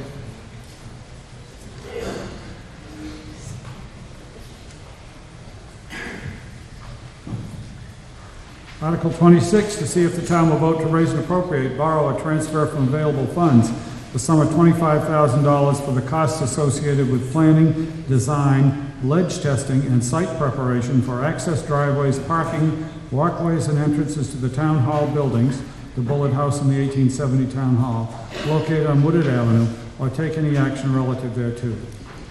Abby Dewick of the Town Hall Advisory Committee. I'm Evie Dewick, 48 Highland Street. I move to transfer the sum of $9,500 from free cash for the costs associated with planning, design, ledge testing, and site preparation for access driveways, parking, walkways, and entrances to the town buildings located on Woodward Ave, said sum to be expended by the Board of Selectmen. Motion is made and seconded to transfer the sum of $9,500 from free cash for the costs associated with planning, design, ledge testing, and site preparation for access driveways, parking, walkways, and entrances to the town buildings, Bullet House and 1870 Town Hall, located on Woodard Avenue, said sum to be expended by the Board of Selectmen. Right. I'm speaking on behalf of the Town Hall. You've got to be closer to the mic. I'm speaking on behalf of the Town Hall Advisory Committee. This article is also supported by the Selectmen. Some brief background on the project. In 2007, the 1870 Town Hall reopened for community use. As you can see on page 37 of your annual report, we've done quite well. This year, just under 400 events will be held at the Town Hall, and about 8,500 people will come into the building. We've already collected $9,500 in rental fees and donations, and anticipate we will easily top $10,000 by the end of the fiscal year in June. In 2008, we began work on making the second floor accessible to all. We met with Tim Wheeler of the Planning Board and representatives from the Central Mass Planning Committee about the process of applying for federal money through a Community Development Block Grant. The town then approved an article for $15,000 to develop technical drawings necessary to apply for this grant. We promptly began meeting with their designated architect, Dan Barton, to develop these drawings. His experience with making historic town buildings and churches accessible was a huge help. After creating existing building drawings, he ended up donating some of his time to help us with sketches of possible elevator placement and exterior access ideas. Because grantors often look more favorably upon projects that show town support up front, the Central Mass Planning Committee people then suggested we request $25,000 last year at this time, and the town voted in favor. These funds remain available to us for construction costs for the elevator and are contingent on our receiving other funds towards that project, either through that granting body or from private grants or private gifts. In the fall of last year, we met again with the CMPC people and found their organization to be in disarray, as were many people as they were grappling with the impact of a struggling economy. They were unable to work with us on this project at that time. Rather than wait, we decided to continue our planning process. We looked carefully at the plans and drawings that had been done previously to make the building accessible while the town offices were still housed there. In fact, a group of people had submitted a grant to the CDGB, and it was turned down, but they had done extensive work on that project, so we looked carefully at that grant. We also looked at how the building is used differently now than it was when the town offices were there. We created a mission statement for the use of the building and to help us guide us in our thinking of how to plan for an elevator and make the second floor accessible. The mission statement's on page 37. Because of the large numbers of people using the building and the fact that our main performance space with a capacity of 200 people is on the second floor, we determined that a standard-sized elevator that could be used safely and consistently would be our first choice. We looked at placement within the building at various locations, but came to the conclusion that it would make the most sense to locate the elevator at the rear of the building in a small addition that would include an outside entrance and a vestibule. In order to proceed with developing plans for this preferred location, we needed to look carefully at the land between the town hall and the Bullard House. For those that don't know the Bullard House, it's that red building, the historic building, right next to the town hall. It's also owned by the town. The land between the two buildings would need to be used for upgraded accessible parking and walkways to the proposed elevator site behind the building. We met with Barry Yeager and Beezy Benson of the Historical Commission and the ADA Committee about this location and the effects it may have on the existing storage building between the two buildings. Both groups agree this elevator site is definitely worth further evaluation. I'm almost done. This left us with a question of whether the elevation between the street level and the rear elevator addition would work for parking and walkways, as well as the ever-present New England question: is there too much ledge to consider an elevator entrance at the rear of the building? Monies allocated through this article will fund an engineer to evaluate the land in the location of the proposed addition by using soil and rock borings to determine the feasibility of our first choice for elevator location. We respectfully ask your support for $9,500 towards these costs.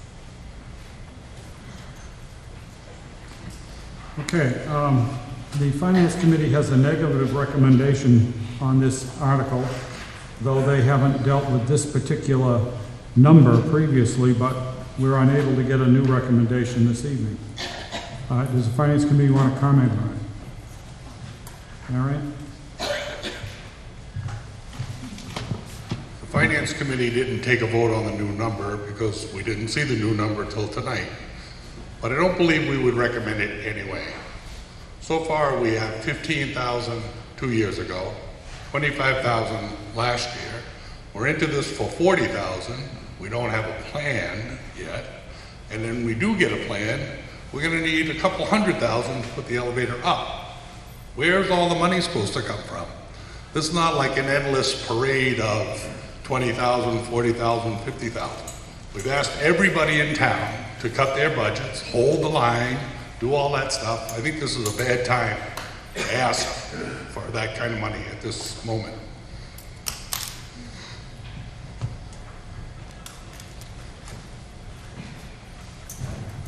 Walter Bickford.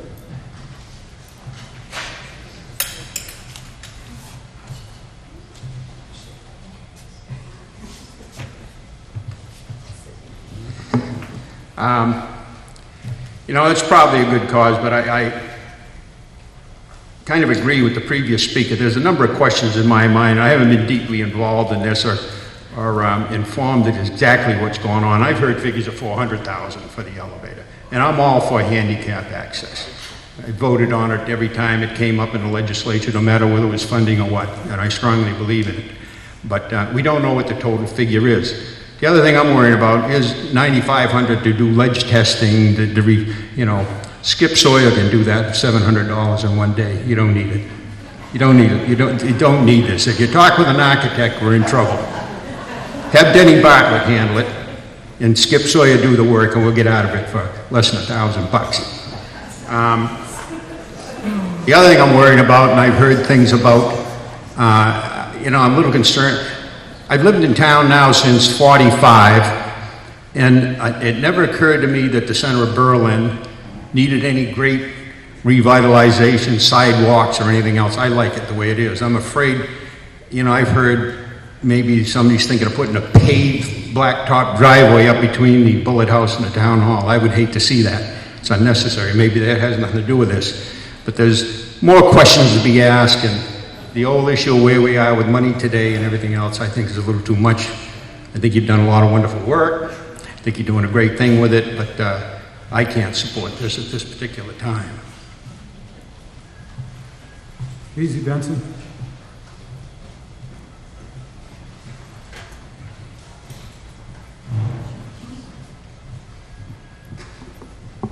BZ Benson, 16 Village Lane, and Chair of Berlin's ADA Advisory Committee.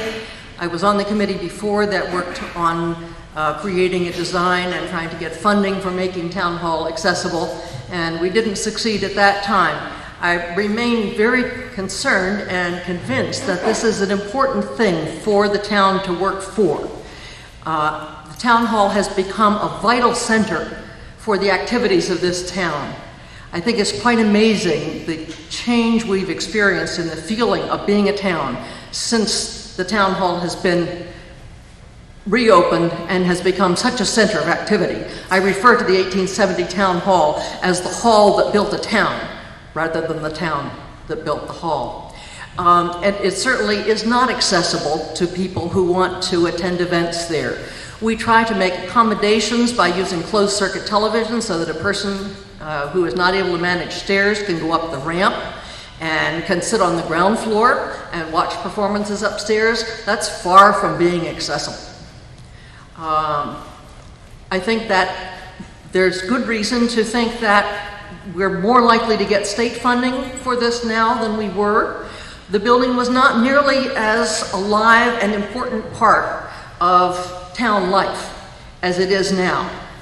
The community development block grant criteria have a lot to do with how much a part of the town life something is when they're considering funding. So I think that we're in a much better position now to get a favorable decision on a proposal.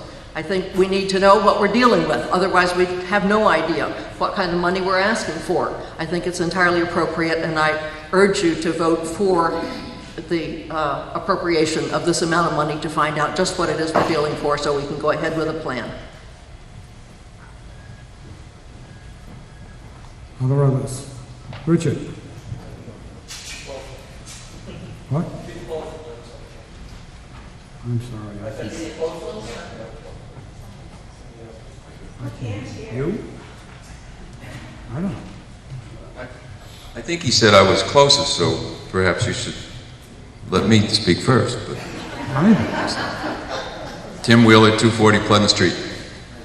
I'm the town's representative to the Central Mass Regional Planning Commission, and it was Central Mass that we went to years and years ago to talk about the Community Development Block Grant proposal, and more recently we've worked with them. As Abby said, there are a great number of candidates for community development block grant money right now, and so the ability of Central Mass to pull some of that money into the center part of the state hasn't been as successful over the last 2 rounds as it had been in the past. The proposal more recently is to perhaps make an umbrella proposal that would go to the state that would look at community development block grant money that would help address accessibility needs in a number of towns all at the same time. And what they've continued to say to me is that any indication that the town continues to be supportive of an activity like this is very important in the eyes of the granting authority. So when you begin to go in with your application, it's all well and good for Skipper to dig some holes and say that there's ledge here, but the engineering that needs to go along with it isn't something that we can rely on to be done simply with less than $1,000.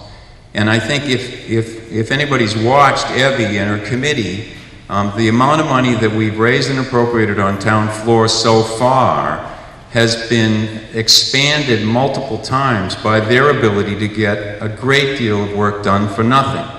And that continues to be the case. I mean, the architects and other people that have continued to put plans together that are necessary for the applications that we would need, whether it's through CDBG or other applications that we'd go to through other granting authorities. We need that type of hard data. I believe that the reduction to the 9,500 is a reasonable amount, and it continues to express support through a town meeting vote on an annual basis. Somewhere down the road, we begin to be able to put together the right amount of information so we can go to a granting authority and capture one of those grants that's going to allow us to get access to this structure, which really is important to the community. And the number of people that are using this structure today compared to what it was like even when it was active as a town hall is incredible. And I think we need to continue to support this. Thank you. Susan Dinian.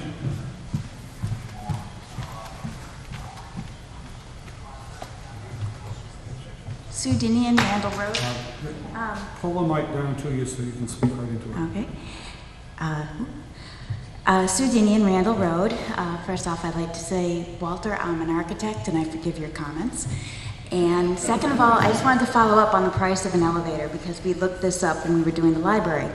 And in, 2008, a 3-stop elevator, meaning the outside level, the first floor and the second floor, came to at least $250,000. That's with an exterior door and 2 interior doors. So you can relay it to today's costs for the cost of an elevator. Thanks. Robin Tarantino.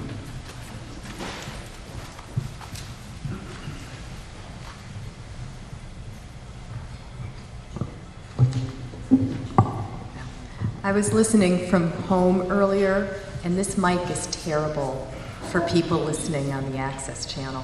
So is it okay if I walk over here?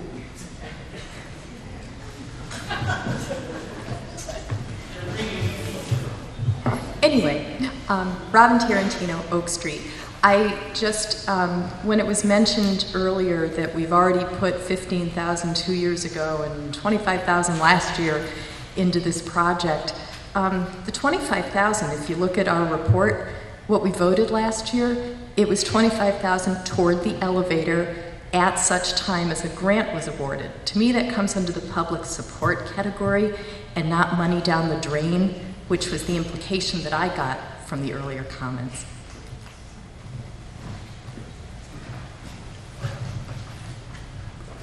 Richard Sardell.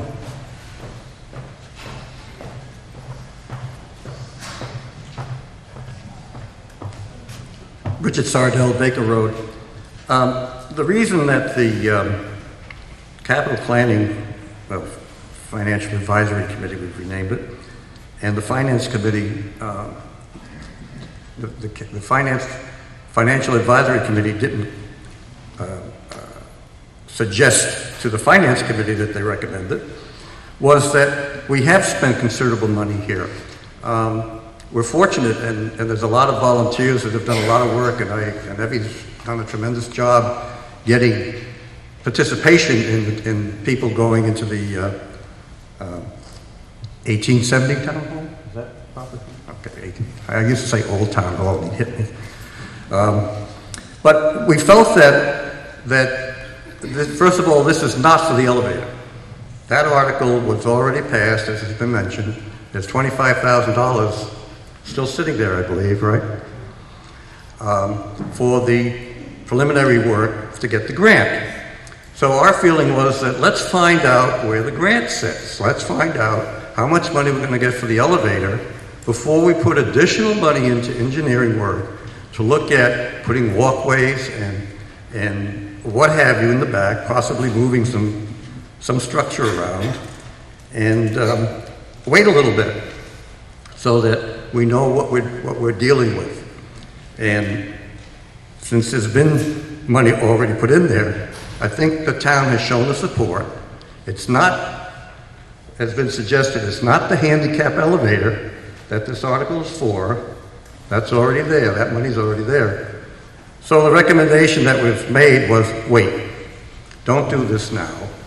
Let's find out what the grant is, and once we know that, then we know what we're looking at in terms of total dollars for the project. So our recommendation was not to approve this article.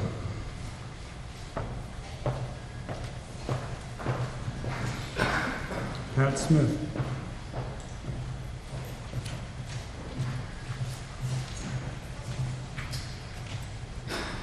Pat Smith, 52 Pleasant Street. I'm on the advisory committee for the town hall, so I'm prejudiced right up front. However, I think it's a question of you putting A before B. I've worked with grants before, and sometimes you have to show that you know what you're talking about before you ask the state for money. Just as we have to show you that we know what we're talking about before we ask you for money. And so it seems to us that we need to know whether or not an elevator can go there by boring some bona fide, acceptable borings, which I don't know too much about, but I know ledge, and we feel that we need that piece of information before we can get a grant, before we can be seen as serious.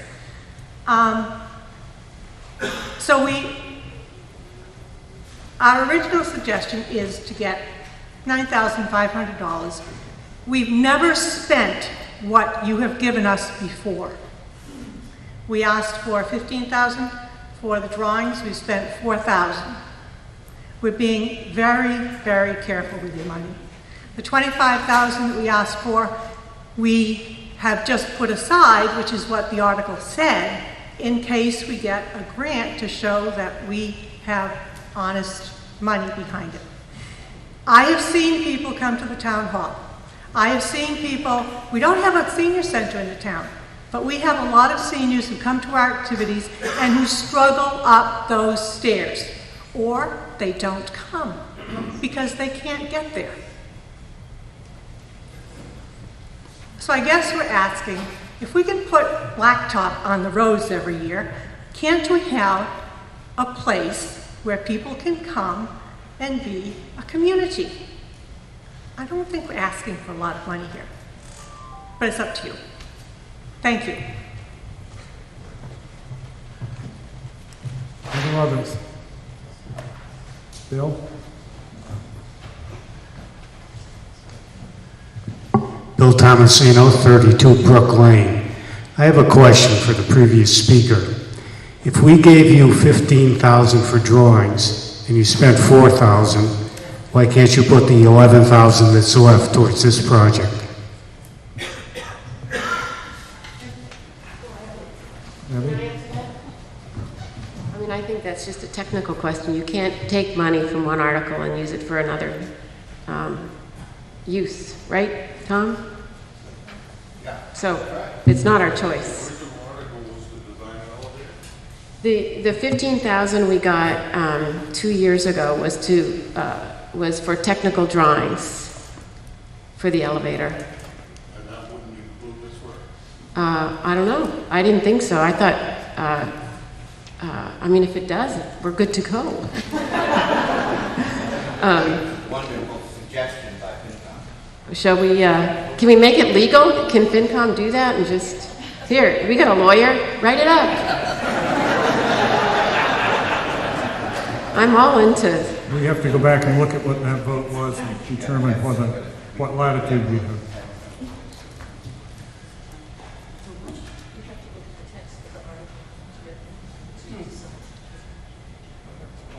So, I have no idea.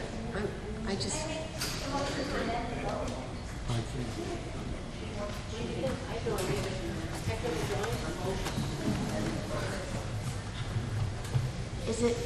Is it out of line? you can make a motion to amend. Okay, can we amend the vote? You've got to say it, you've got to write it out for me. I'll be back. Right here.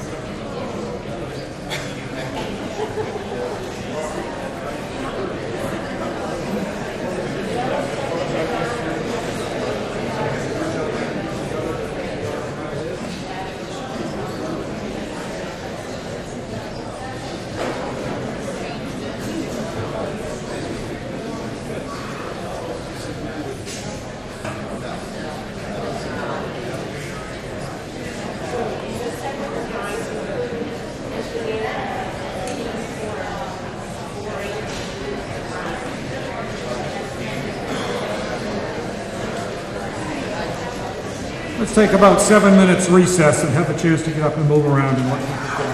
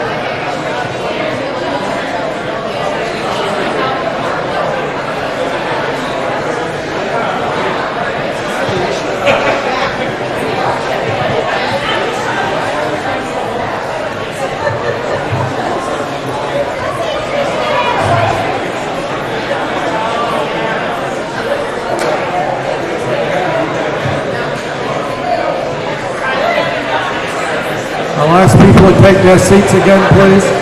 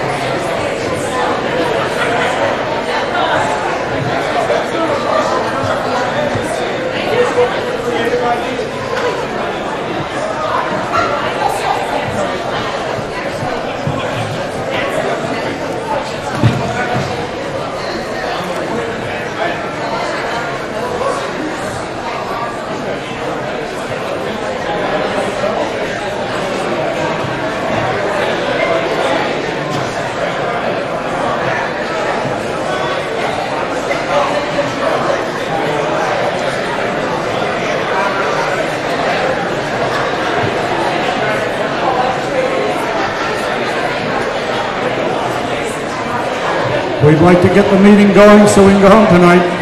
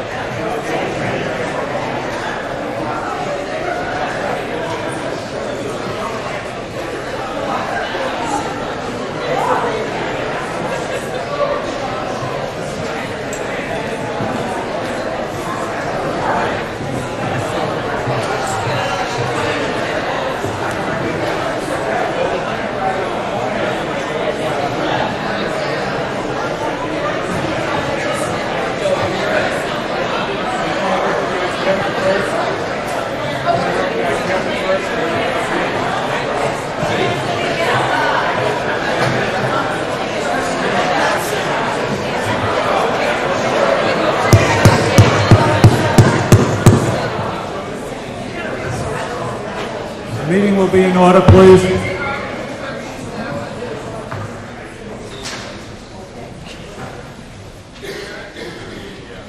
The amendment has been dropped. Call on Kevin Diggins. Hi, Kevin Diggins, Gates Pond Road, and I love the town hall. I've been in there a number of times. You guys have done a great job with it. We're actually having a family event there over the summer. I certainly have trouble with the stairs. I sometimes wonder about referring to something as a handicapped elevator because I think there are plenty of folks who struggle with stairs who may not be handicapped. There's a lot of passion around a senior center, someone had mentioned earlier a couple of years ago that did not get funded. I think the town hall could serve a lot of those purposes, especially if it were more accessible for folks who have trouble. Those front stairs are really nasty. I know you can sort of park on the side there, but getting up to that big second floor there around the curved staircase is very, very difficult. I think there is co-funding for this sort of thing, whatever grant money and however to position us to pursue that. I know, there are all sorts of compliance things associated with this stuff too, but it sounds like that isn't getting into play. It really is more of a community thing, and how do we turn it into a town resource and do it in a fiscally responsible way. And I've certainly been very impressed with how much they've been able to do with that building with so little funding from the town, and what a resource it's turned into. And it'd be nice to just see it expand the clientele, particularly with the senior community in town in particular. So. Abby? Thank you, Kevin. We conferred a little bit up here about the possibility of using that $15,000 that we haven't spent, which would be, we spent 4, so there's 11 left. But that article was originally written a couple of years ago, and is to be expended by the planning board. And they would be most comfortable if we keep that for drawings. And I do believe that when we do write a grant, we will need that money to complete the drawings. What I'm proposing here, I think what we're proposing is that we need this $9,500 right now, and I guarantee you I will get it for as little money as possible and give the money back to the town if we don't spend it. But it does need to be official soil rock boring testing to determine whether that particular site would work for the elevator. So I propose that we go with our original plan and then proceed with grants, and we are researching other grants since this one seems to be a little flaky at the moment. So I'm really happy about moving forward. I think we've got a good plan. I think we've got a great town hall advisory committee that will make this happen, and we will not spend any more money than we need to. For others that wish to speak? If not, I'll ask that we move to a vote on this motion. The motion is to transfer the sum of $9,500 from free cash for the costs associated with planning, design, ledge testing, and site preparation for access driveways, parking, walkways, and entrances to the town buildings, Bullitt House and the 1870 Town Hall, located on Wooded Avenue, said sum to be expended by the Board of Selectmen. All those in favor say aye. Aye. Those opposed, no. The motion carries in the affirmative.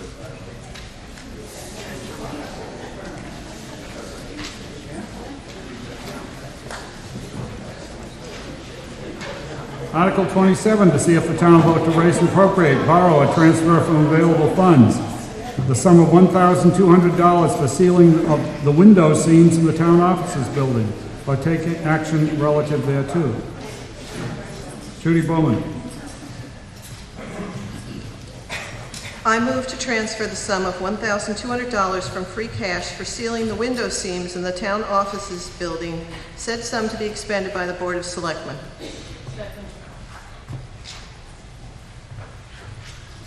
Motion made and seconded to transfer the sum of $1,200 from free cash for this purpose. Judy.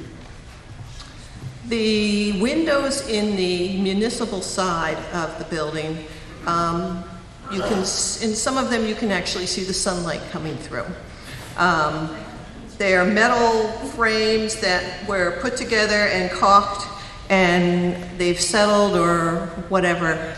They now are letting the sun in.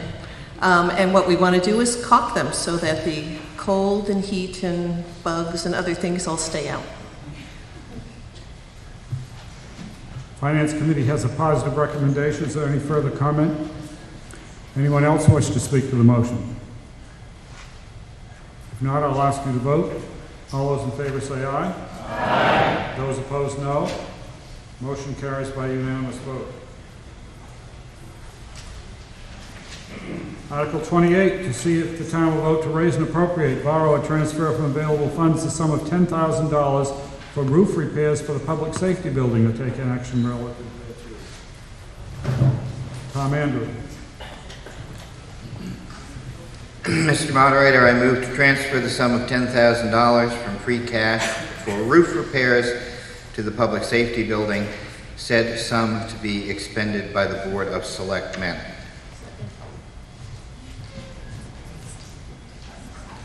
Motion made and seconded to transfer the sum of $10,000 from free cash for roof repairs to the public safety building, said sum to be expended by the Board of Selectmen. Thomas. It seems to me that if we hadn't caulked those gaps, we might be able to generate solar power in that building. And if we don't fix the roof, we'll be able to generate water power in the building. We have a leak in the roof where the two buildings come together. It's caused damage from time to time and is only getting worse. Finance Committee has a positive recommendation. Any further comment? Anyone else want to speak to the motion? If not, I'll ask you to vote. All those in favor say aye. Aye. Those opposed, no. Motion carries by unanimous vote. Article 29, to see if the town will vote to raise and appropriate, borrow, or transfer from available Board of Selectmen as for 53A supplies. Some would like the Board of Selectmen to make proposals to the meeting each year about how the money should be spent. There are others that think that they want to assure that the money goes through town meeting, but don't think that you really need a bylaw for it, or that it's uncertain whether a bylaw would really work. So we went through and went back to the Department of Revenue and looked for some guidance on all of this. And the best thing that we could come up with was the fact that the one definite statement made was that no money could be spent that we didn't have. So we couldn't anticipate that we were going to get money in a year and appropriate it and spend it in anticipation. We actually have to have received it and have it before we can spend it. That made some sense. Now, other than that, we got into a whole bunch of maybes, possiblies, and gee whiz, it needs more study. So there is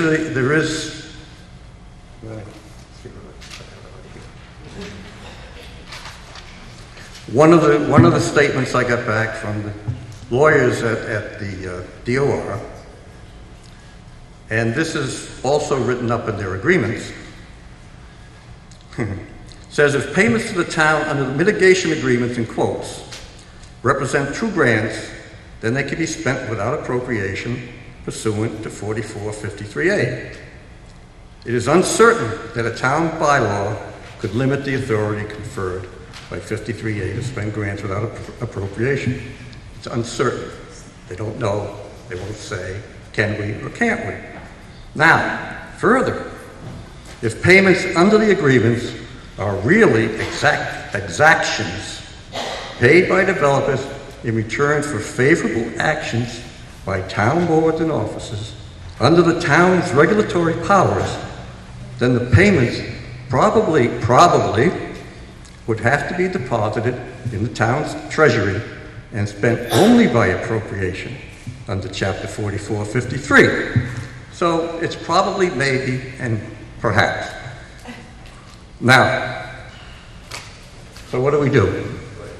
What I'm suggesting is that we put a bylaw in, it goes forward, the Attorney General has to look at it, and we'll yay it or nay it. If he nays it, they'll tell us why. And we can fix it. We have another year to fix it. We're not going to see any of this money until fiscal year 13 at the earliest anyway. So we have time for that. If it works, then we have a bylaw that reflects what was in the mitigation agreement. Now, worst case is they come back and say, oh, this isn't a gift. Well, then it's controlled under 4453, which is what we're suggesting is the right thing to do anyway. The feeling that we have is that money should go before the town, before it's spent, before it's committed to be spent. So that's what we're trying to accomplish here. Now, some folks will say, let's study it, let's turn it over to the lawyers, let's get a definite picture. But I'll tell you, I've been to the DOR, I've talked to their lawyers, and we'll not get that definitive statement easily. They will eventually give it to us in writing other than emails, but it's going to take something has to have occurred in order for them to look at it and say yay or nay. They don't respond to theoreticals. If we do this, is it okay? Well, maybe. Do it. Now they'll come back and say, oh, you shouldn't, or you shouldn't. So that's the gist of this. If you vote for it, it may work, it may not, but at least you've expressed the desire back to the town's government that you want to see this mitigation promise fulfilled. The other choice is to vote it down, in which case it may be studied, or that may be interpreted as you just as soon not have it, go back, through town meeting. So it's kind of up to you guys. Thank you. The Finance Committee has a positive... Side on this one. No slopping off. The Finance Committee has a positive recommendation. Do you want to say anything else about it? We took a very simplistic, non-legal approach to this. Decided, since the townspeople approved the development agreement, the townspeople approved the projects, the townspeople should approve how the mitigation money should be spent. So that's why we recommended the article. Tom Andrew?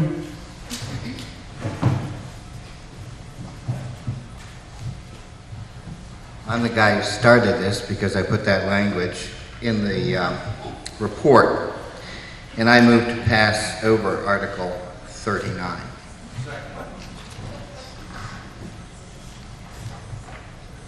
Motion made and seconded to pass over Article 39. You want to speak to the motion to pass over? Yep. I'm very much in favor of the policy. I do not believe that this article will work. Our own counsel reviewing it suggested that it be withdrawn. Enacting something like this without understanding what we're doing, and I think we got at least that much out of the previous discussion, means that we could get this stuff stuck in a mini stabilization fund and have to have a 2/3 vote to spend mitigation money when we only have a majority vote to spend, tax money. I have offered to the maker of this motion that we would be willing to deal with town council. We would be willing to hire special counsel in revenue law to assist us in this and to come back with something that is a little more likely to work. This is nothing more than a quote from a mitigation report. It worked as a quote. It really doesn't work as a bylaw, and I think that given the fact that it could conceivably tie up a portion of monies, we ought to be passing something that will work. I repeat again, my willingness to work with the maker of the motion, which has not happened, and to work with special counsel, which has not happened, and to come to you with something that will be a lot easier to explain and I think a lot more likely to work. So again, I urge you to pass this over and move on to something else. Does anyone else want to speak to the motion to pass over?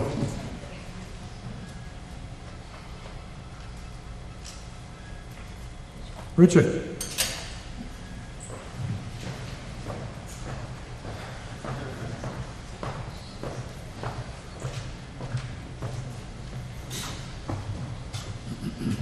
Yeah, we had several iterations of this, of the verbiage on this, and some of them were too technical, where we went through the Mass General laws and so forth.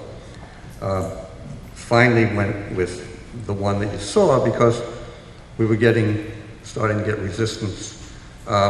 We were told that we would have investigate this, and a letter would be written to council, and it didn't happen.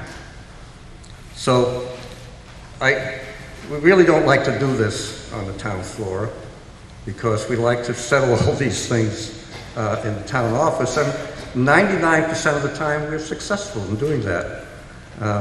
We come to a lot of compromises. We don't always end up agreeing, but we at least agree on going forward with a position. And usually work all that out. Now, there is reference in the material to stabilization funds, but stabilization funds were introduced by towns as a way of getting around the 53. By earmarking the money putting it in a stabilization fund so that it could only be spent for a certain purpose. And it isn't something that is a requirement by the DOR, but it's one of the things that they commented on in their literature. Most of the time, they're concerned with people trying to find a way to get around town meeting. And that's what their fences are up for. We're trying to go the other way, and it confused them, quite frankly, and I've had a lot of dialogue with the attorneys at the DOR.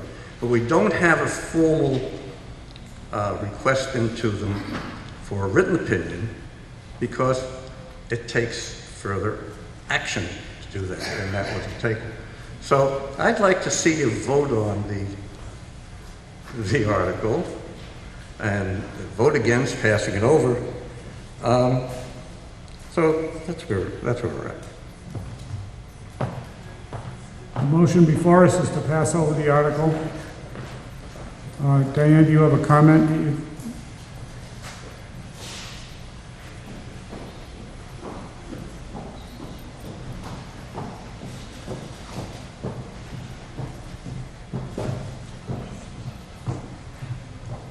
Diane Peterson, speaking as a member of the Financial Advisory Committee.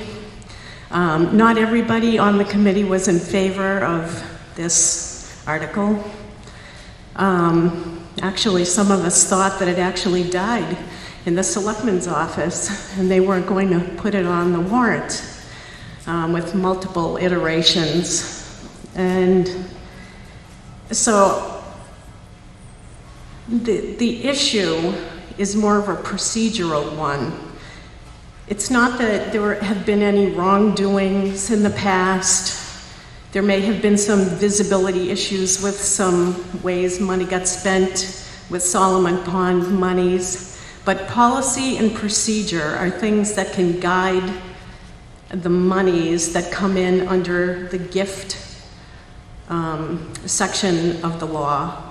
And I think that as the town has growing pains, those things will work themselves out, just like investment policies getting written. The Personnel Committee is looking into new bylaws. Those types of things will fall into place as we have and experience the issues with sorting out the language in the development agreement, and I certainly appreciate the work of the Board of Selectmen on that. Anyone else to speak on the motion to pass over? If not, I'll ask you to vote. The motion is to pass over the article. All those in favor say aye. Aye. Those opposed, no. No. The motion carries in the affirmative. The article is passed over.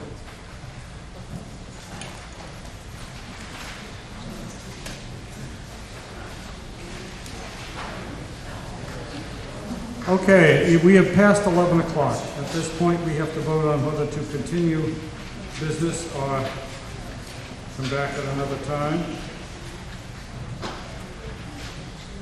Do you want to make a motion to adjourn, or do you want me to have a vote as to whether to continue? All right, we have, at this point, we have Article 40, 41, 42, 43, 44 that we have left to act on in the meeting. We can continue and complete the meeting tonight and have it all over with. If you think we can do that in a reasonable period of time, or we can move to do otherwise. At this point, my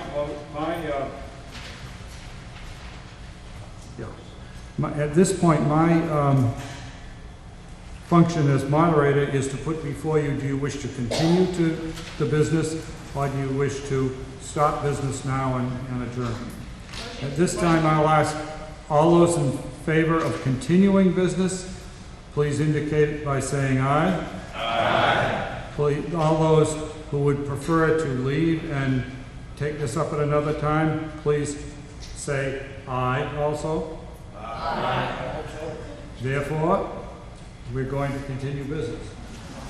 Article 40, to see if the town will vote to amend the zoning bylaw, Article 5, Section 524, detached accessory apartment by deleting January 1, 1990 and substituting January 1, 2010.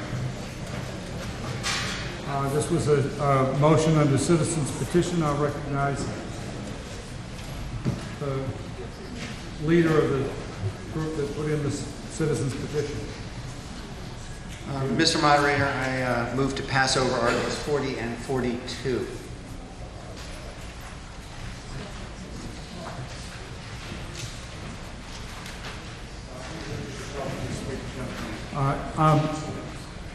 The motion is to move to pass over Articles 40 and 42. Speak to that. I'm Peter Hoffman, Randall Road.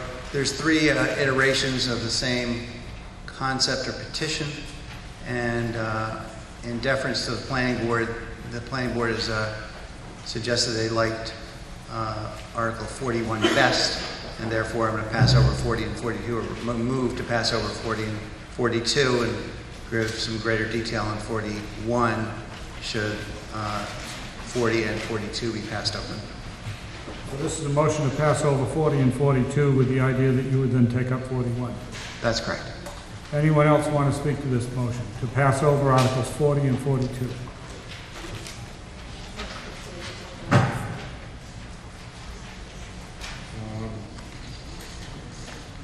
Does the planning board want to give you a report on these? You have one report on these three articles, or a report for each article? What? One report on the three articles. Do you want to give that now?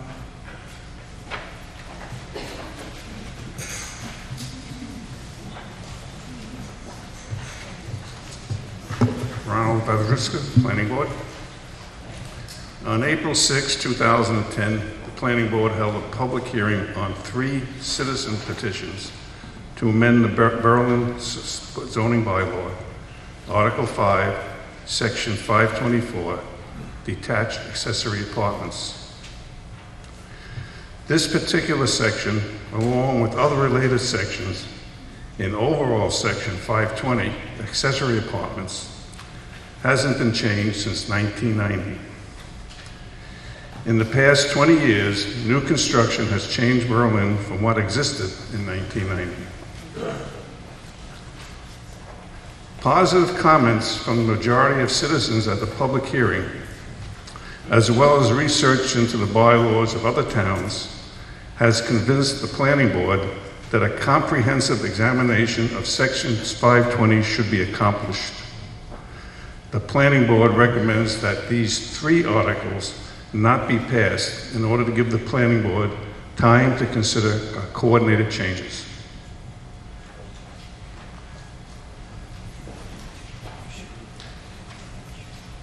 Do you have recorded votes that you want to mention in that?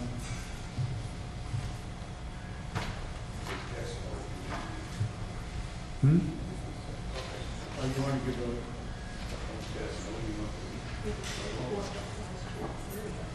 That report does, but these are the individual ones that they would give us the technical.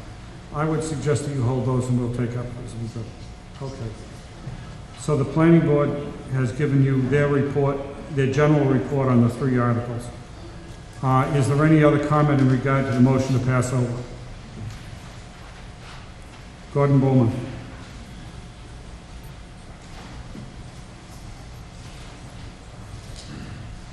Gordon Bowman, 23 Lincoln. I'm a little confused. It says citizens, so there are multiple citizens involved in this, not just you, right? Mm-hmm. So, but we would then, as a group, it's not his motion really, we're voting on it then. Okay. Any motion that is brought before the town, and this is true of any motion that anybody makes, it's their motion until they make it. Once it's made and accepted before the meeting, the motion belongs to the meeting. Okay.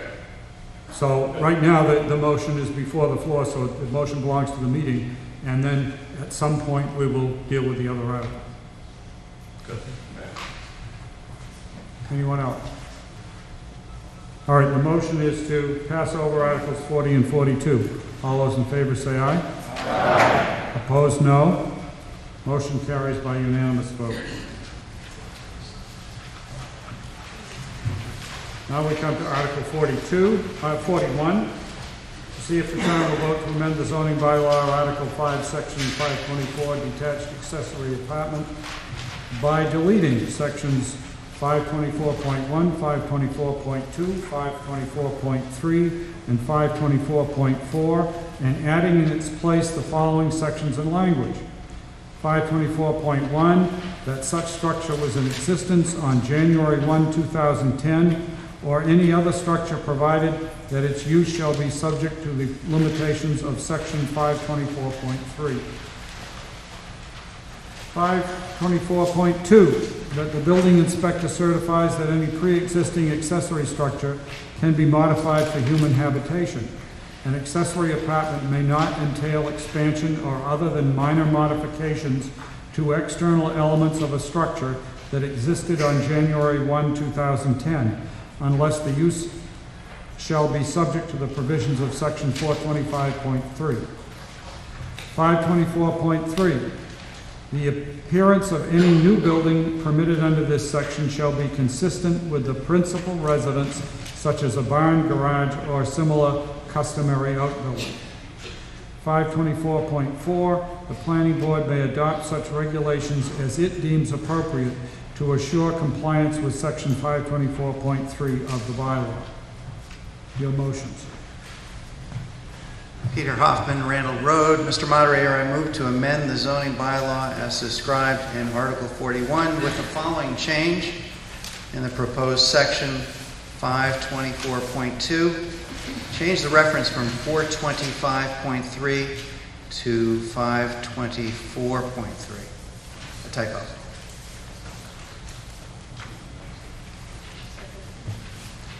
The motion is made and seconded to amend the zoning bylaw as described in Article 41 with the following change. In the proposed section 524.2, change the reference from 425.3 to 524.3.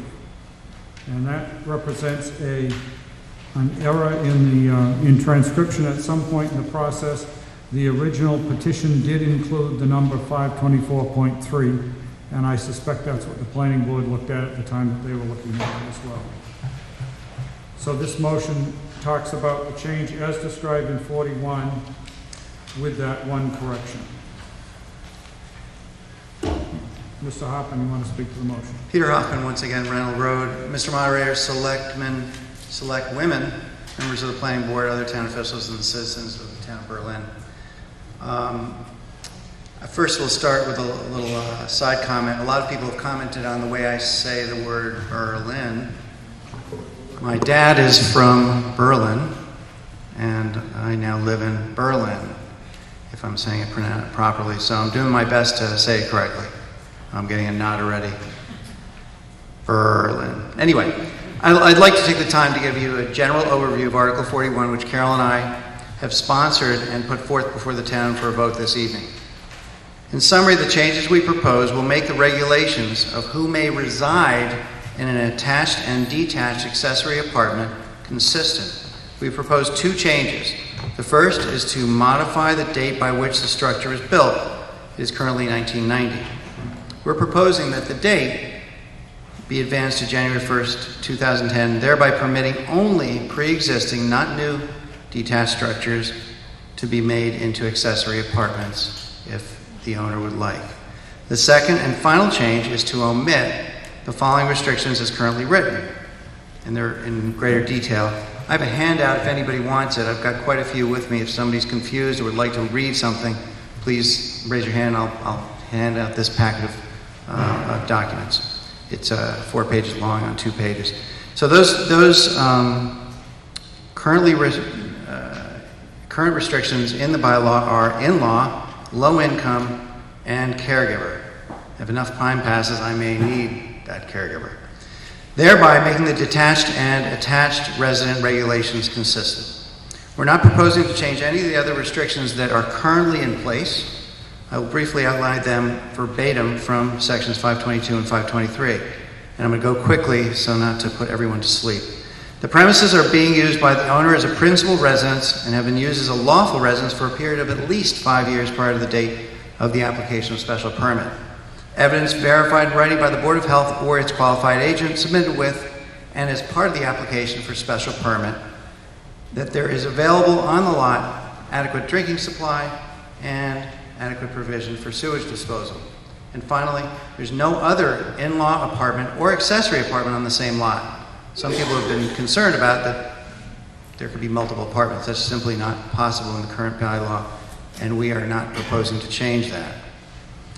In other words, only one is the max. In addition, the special permit conditions will remain intact, and they are, verbatim, the apartment shall not comprise more than 35% of the existing dwelling total, floor area. The apartment shall have its own separate entrance from the outside.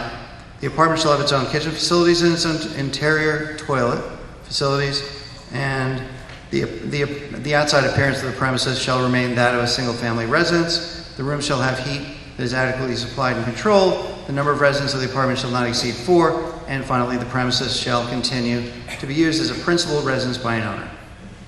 New subject. Over the past several months, we have learned a great deal about the town bylaws as they relate to in-law, attached, and detached accessory apartments. We've learned that several of the town residents have paid a great sum of money to make a freestanding building, detached, attached by adding a bridge, making the building legally attached to the primary residence. By attaching the structures, the detached apartment has now become attached, thereby lifting the 3 restrictions that we are proposing to omit. We seek to make the law consistent between attached and detached.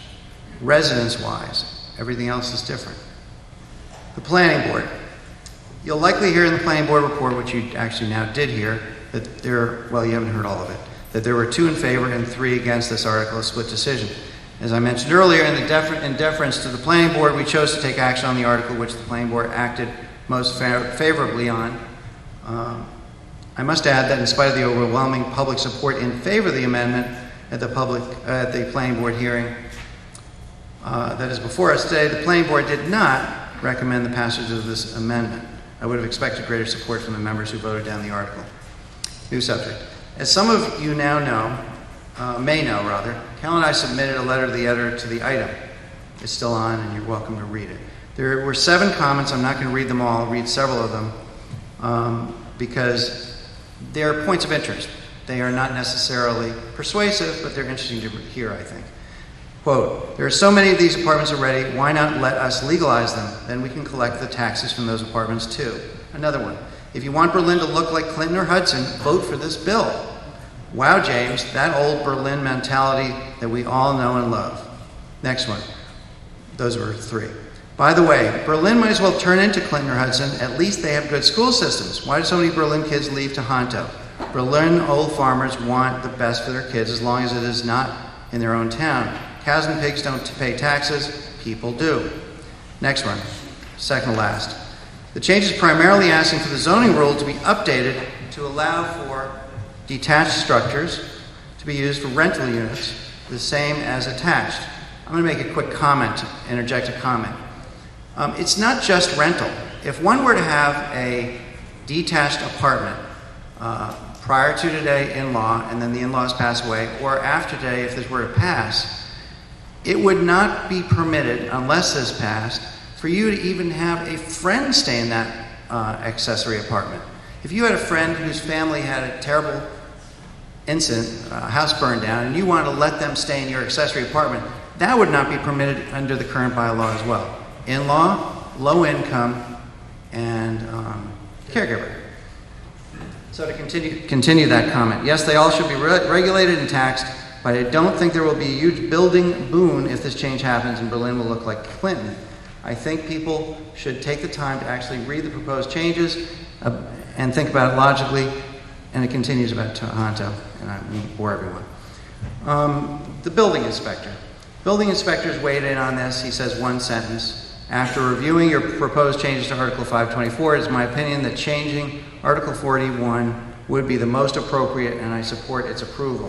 And I'll just give this to the moderators for your records.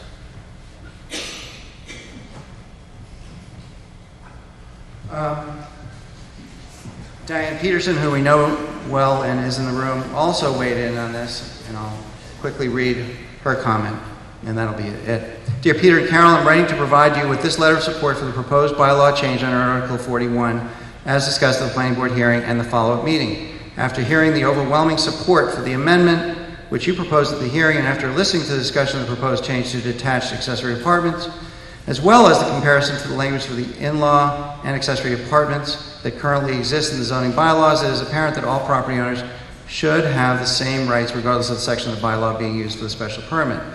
This relates most specifically to the disparity between the users or residents current and future. I'm almost there. While today there are over 200 additional living units in single-family homes, commercial buildings, or attached or detached second residences, only 28 were created in detached structures, and less than a dozen of those permitted in the recent past. I do believe that there may be work to be done in these sections, 510, 520, 523, and 524. I see no apparent reason why it is necessary to wait to adopt this change that only provides consistency to the above-mentioned bylaws. This is a personal letter of support, that of the principal assessor, and does not imply in any way a statement of support from the Board of Assessors. If any further information is required or explanation to any boards in which you intend to discuss this matter, I would be glad to provide you with that assistance. Sincerely, Diane Peterson. And of course, she's here to answer questions if that's what the group would like.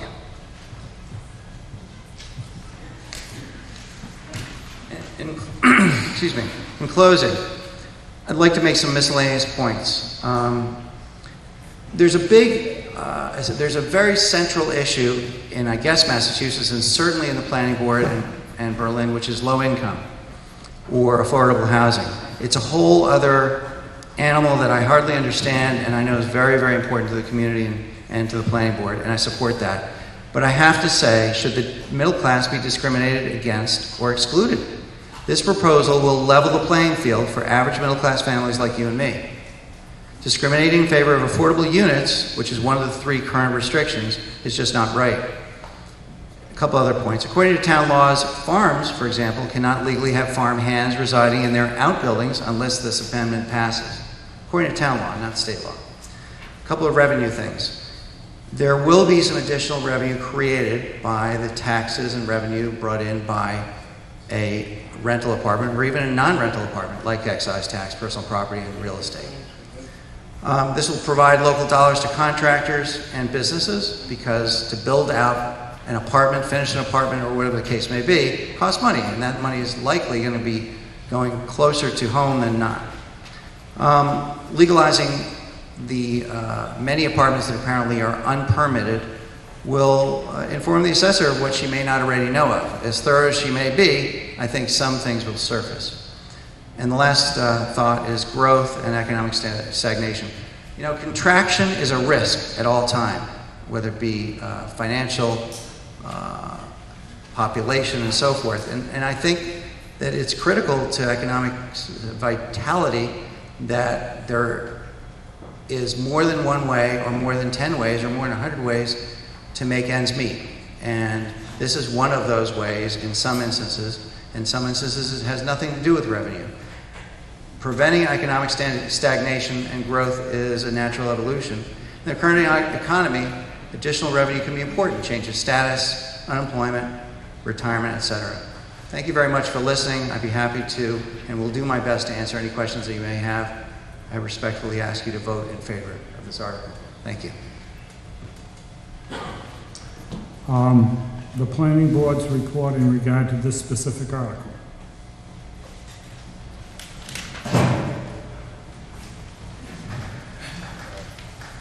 The report.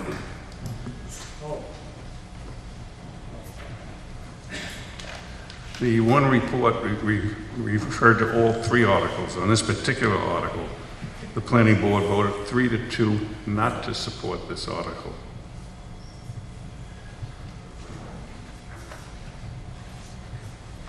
Mr. Hoffman brings up a good point, that there's a discrepancy between attached accessory apartments and detached. And this is part of the things that we want to look into.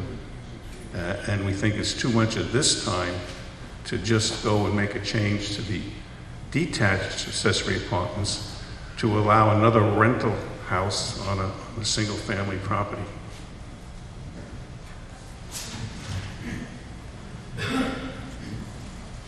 Are there others that wish to speak on the motion? Charles Hager of the Planning Board.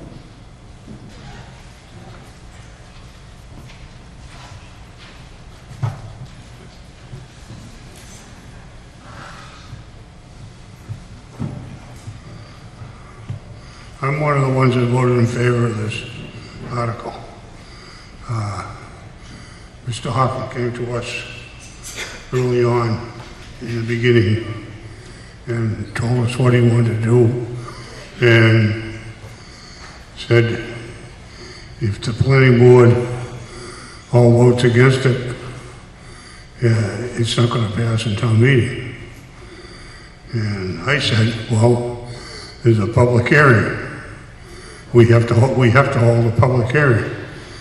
And we'll wait and see how the people at the public hearing feel about the articles. And so we did, and the people that came to the public hearing were, I think, 12 to 9 in favor of the article. And so I voted in favor of the article because I think that this body needs to talk it over and vote on it and not look at it with an eye that they're going to defeat it to start with. That's why I voted for it. Are there others that wish to speak? Gordon Bowman.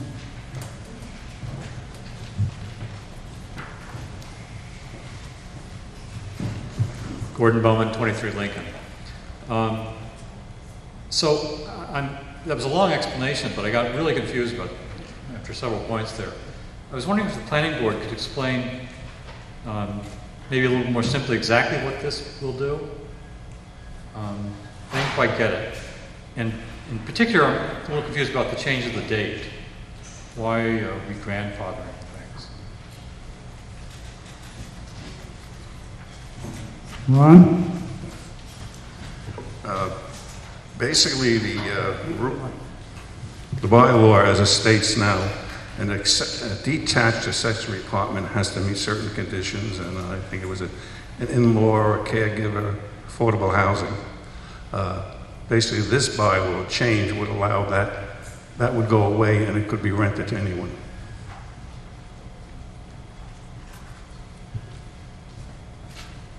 Tim Wheeler?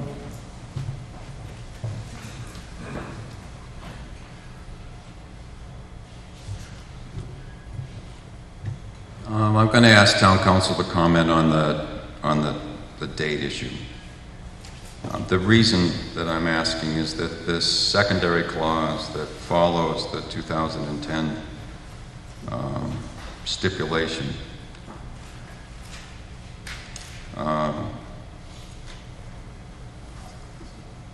perhaps in our mind, as we talked at the public hearing, really negates the 2010.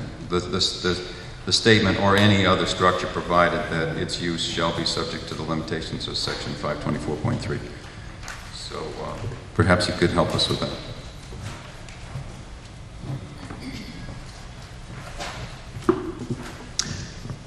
The way the bylaw is written now and the amendment to proposed here, essentially you need a special permit for a detached accessory apartment.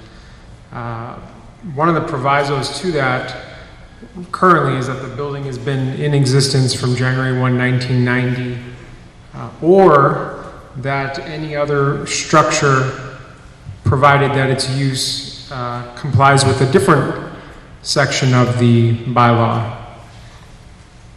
In this case, under the proposed amendment, the different section would be that the appearance of the new building permitted must be consistent with the principal residence, so that's the exterior aspect of it.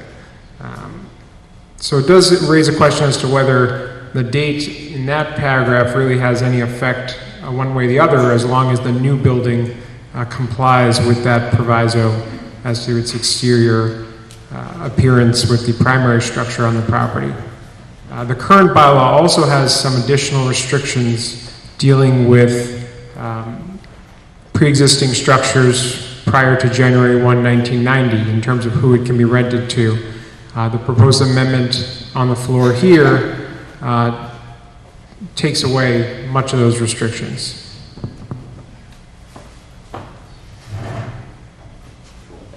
or others that wish to speak? Dennis Adams of the...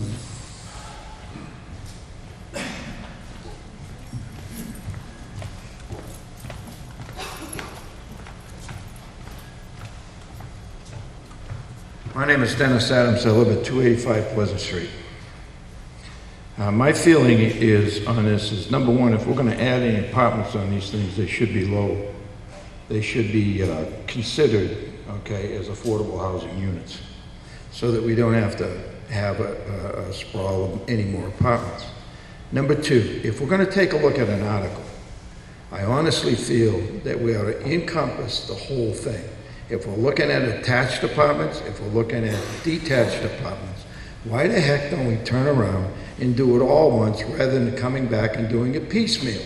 Because we get totally, I mean, my mind gets totally rattled around, okay? And if we take a look at something and we once and for all, and from past experience, we've taken a look at things that get misconstrued, you know, and we have to go back and take a look at it. Let's take a look at the whole thing, whether to detach or attach, and do the whole thing all at once, okay? I totally think that that's the way we ought to do it, and I think we ought to vote this down.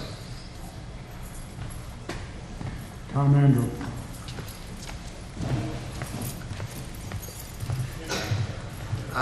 Yes, I would point out that every time that you put a residential unit out there, that you, in fact, incur costs for the town. If providing municipal services at allowable tax rates was a profit-making enterprise, we wouldn't have half the problems that we have. At the time that this bylaw was passed, we looked at uses that we really thought were connected with the main use of the dwelling. An in-law living there, a member of the family, a caregiver, be it a caregiver for children, be it a caregiver for an elderly couple in a household. And we thought that if you were to go beyond that, it became really fundamentally a secondary use. And when the town bore the expense of that use, it should get some benefit. And that benefit was it would be an affordable housing unit. Now, Mr. Hoffman said that if your in-laws lived there and they died, you couldn't even let your friend who was out of a house, who burned out of a house, live there. Well, I beg to differ with that. I looked it up at dinner tonight. And the only way that Mr. Hoffman would be prevented from letting that friend live there is if he was going to charge them more than $1,366 a month. Because that is what would qualify a two-bedroom detached apartment as an affordable housing unit. This is one person's bugaboo. This is nothing to do with a considered decision of what is right for the town. There are inconsistencies. There are things we should consider in a broader realm. But it is not this motion. I think you should vote it down. Thank you.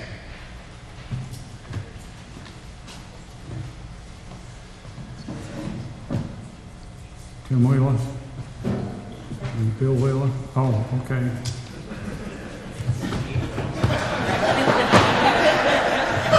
Talk quick and you'll get done before he gets here.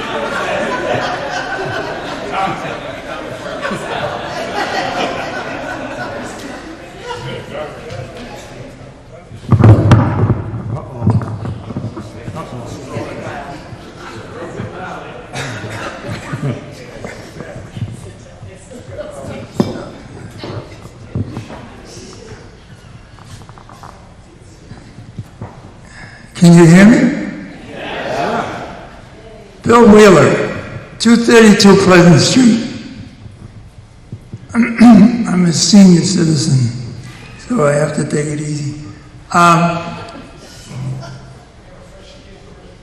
can't believe this.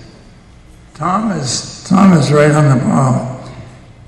This is only the tip of the iceberg. What the planning board should be doing is reversing some of the things that have been done already.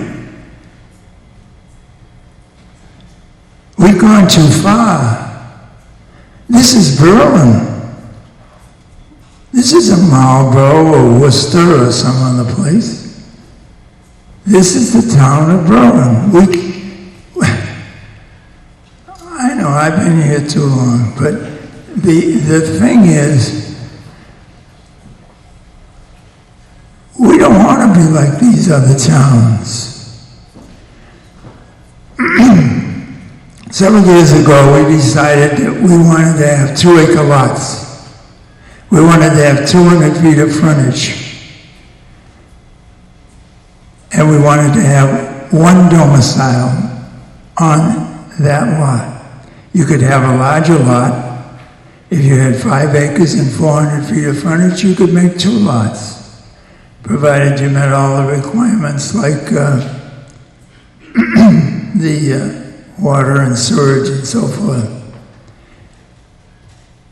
Now, we're getting into a position where instead of having sprawl, which isn't the best word in the world, we're having city, which is the worst word in the world.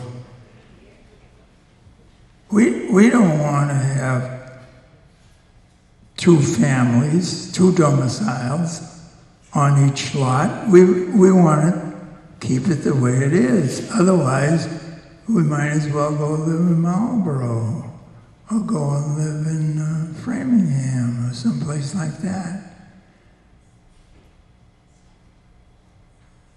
One of the things that you're going to have to consider if you're going to have 2 families, 2 domiciles on one lot is you're going to have twice as much storage, twice as much water. And when you start doing that, and one of the systems fail, or several of the systems fail, the next thing that's going to happen is we're going to have municipal water or municipal sewage. It's a given. It's a positively positive given that one thing is going to lead to the next thing, to the next thing. If you look at the bylaws, you're going to see that this is what has been happening right along. We don't need accessory apartments in anything. It's ridiculous. Let's keep the town the way it is, the way we like it. This is ridiculous, and you heard what Tom said. This is a one-shot deal anyway. But no disrespect to anybody. Everybody has a right to their opinion. Everybody wants to do what's best for themselves. But if you want to do what's best for the town, you want to tell this planning board to go back to the drawing board and straighten out all this stuff. Because otherwise, in another 25 years or so, you're going to see municipal water and municipal sewage and all of the other stuff. Thank you for your time.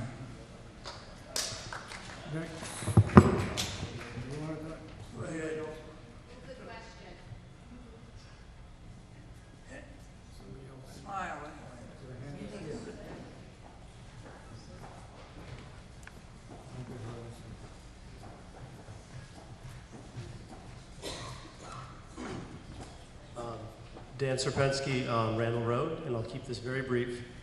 I agree with both sides of this, and the advantage, I think, and what I'm interested in supporting the idea, is we're not creating new buildings, we're not building stuff, we're saying what is in existence is able to be used if it's currently used. You can modify something mildly, but you're not building new buildings, you're not splitting up lots, you're not doing that, you're taking what's there and using it for what you can use it for. So I think the concept is a good one because it allows people who currently own that space to use it. It would help improve their financial situation, the financial situation of others. We're not building new houses by this measure. We're not turning your garage that only has one floor to fit 2 cars into a 2-story garage, because that's not supported by what's going on here. It's saying what's currently in existence. But I do agree that taking that idea can keep the town in its current state, which is why my wife and I have recently moved to the town, because we like that setting. So I think it's a good compromise between those two things. You're not being in 2 opposite camps. You actually combine the two to say, how can we maintain and help other people out who currently could use a little extra income. So that's all.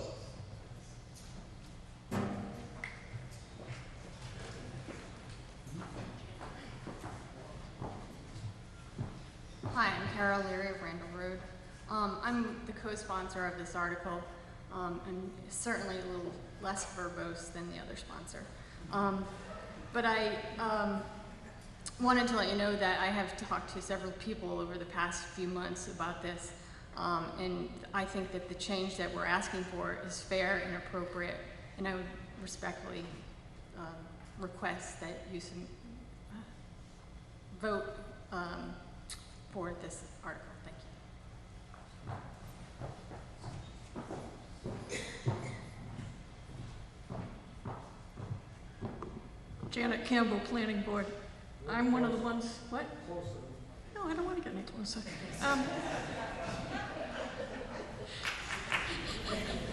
I'm one of the ones that voted against it, and one of the reasons I voted against it, it isn't that the structure is on the land. When you put people into the structure, it becomes another domicile.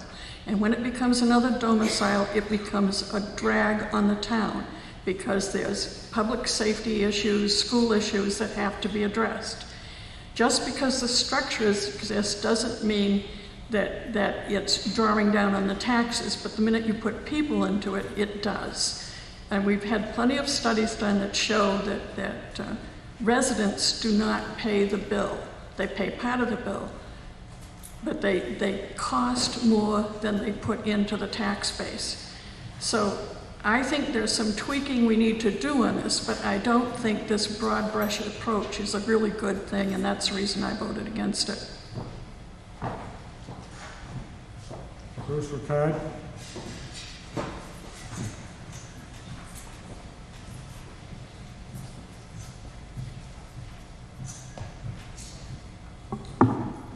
I have to bring it down more than you do. Bruce Ricard, Pleasant Street. I was at the planning board hearing out of professional interest, but I will make a personal observation. I felt that there seemed to be a consensus that people wanted everyone to be treated equal. And there does seem to be some issues with the current wording as far as who can and can't initiate this process and what can and can't be built by whom, and it should be equal and fair for everyone. On a professional level, and I think Diane from the Board of Assessors would probably concur, that the only time I learn about some of these apartments is when there's a sale that takes place and the fire department has to go in and do an inspection for the smoke and CO detectors. And it comes as a surprise to find out who has an apartment.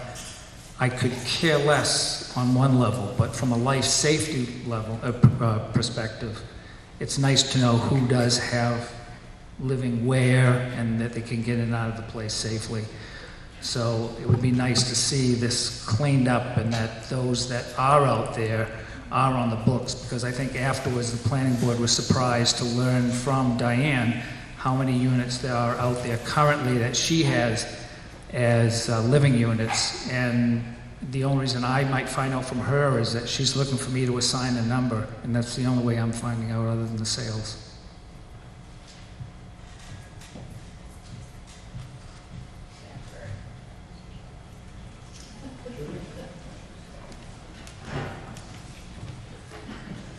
Moderator, can we move the question? You have a motion to the question. Is there a second?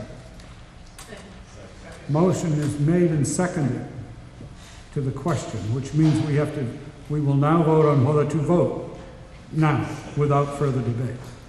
This cuts off the people's right to speak, and therefore it requires a 2/3 vote. I'll ask my same people if they would help me with the count if we need to do it. All those in favor of proceeding now to a vote on the main question, please say aye. Aye. Those opposed to proceeding to a vote on the main question, say no. No. We have a 2/3 vote. So we will proceed now to the main vote. The motion before you is to amend the zoning bylaw as described in Article 41 with the following change. In the proposed section 524.2, change the reference from 425.3 to 524.3. All those in favor say aye. All those opposed say no. No. The motion fails to get the required 2/3 majority.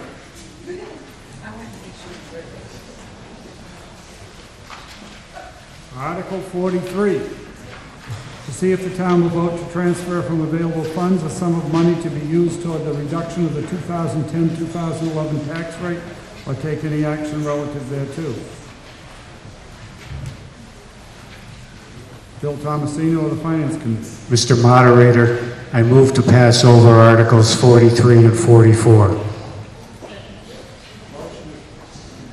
Motion is made and seconded to pass over Articles 43 and 44. Anything to be said on that motion? If not, I'll ask you to vote. All those in favor say aye. Aye. All those opposed, no. Motion carries in the affirmative.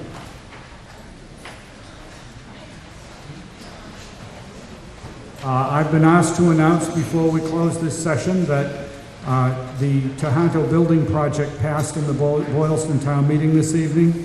We meet again on Wednesday evening at 7:30, at which time we'll be taking up that main piece of business for the town of Berlin.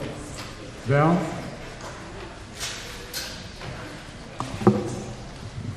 Mr. Moderator, I move we adjourn this meeting to Monday, May 10th, 2010 at 12 noon at the Berlin Town Offices lower level, 23 Linden Street, at which time and place the polls will be open for the election of town officers and to vote on ballot question number 1 under Article 45, and that following the announcement of the results of the election, this meeting be dissolved.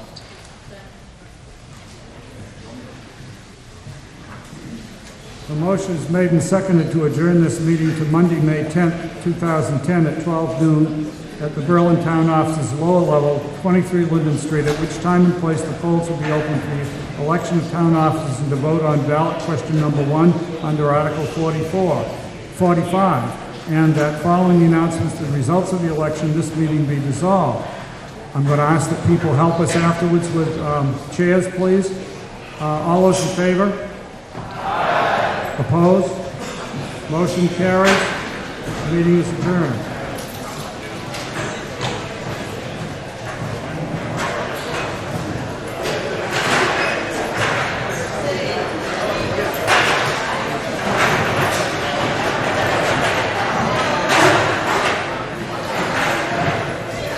$15,000 pursuant to Section 53I of Chapter 44 of the General Laws to fund work to be performed by the Bicentennial Committee in preparation for the town of Berlin's 200th birthday celebration year 2012, or take any action relative thereto. Thomas? Mr. Moderator, I move to transfer the sum of $15,000 from free cash pursuant to Section 53I of Chapter 44 of the General Laws to fund work to be performed by the Bicentennial Committee in preparation for the town of Berlin's 200th birthday celebration in the year 2012, said sum to be expended by the Board of Selectmen.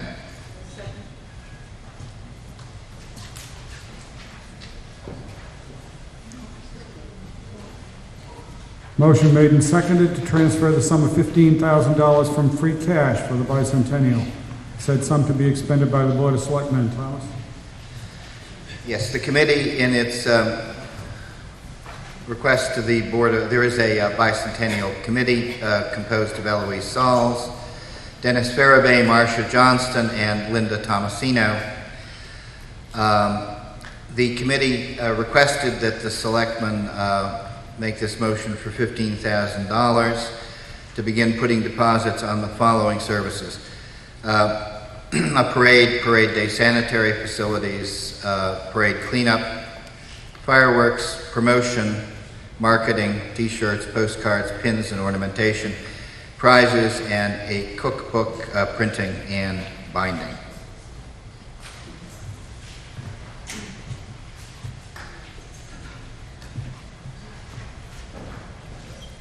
Finance Committee comment.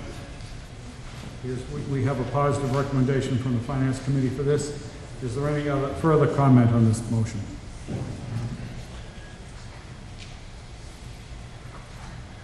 Appropriations for such celebrations require 2/3 vote, correct?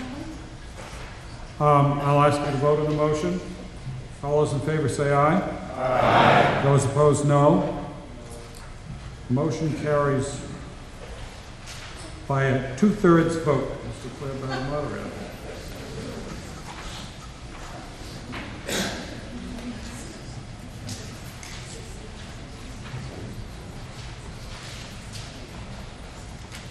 Article 30, to see if the town will vote to raise and appropriate, borrow, or transfer from available funds the sum of $200,000 for improvements to the town center, including repaving, granite curbing, and sidewalks. Said sum to be supplemented by fiscal year 11 and 12, Chapter 90 funds, and anticipated mitigation funds from Highland Commons project to take any action relative thereto. Mr. Andrews.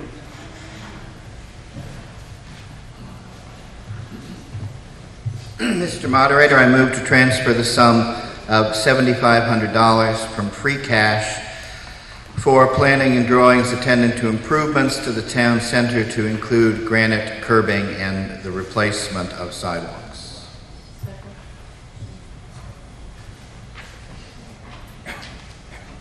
The motion is to transfer the sum of $7,500 from free cash for planning improvements to the town center to include granite curbing and sidewalks.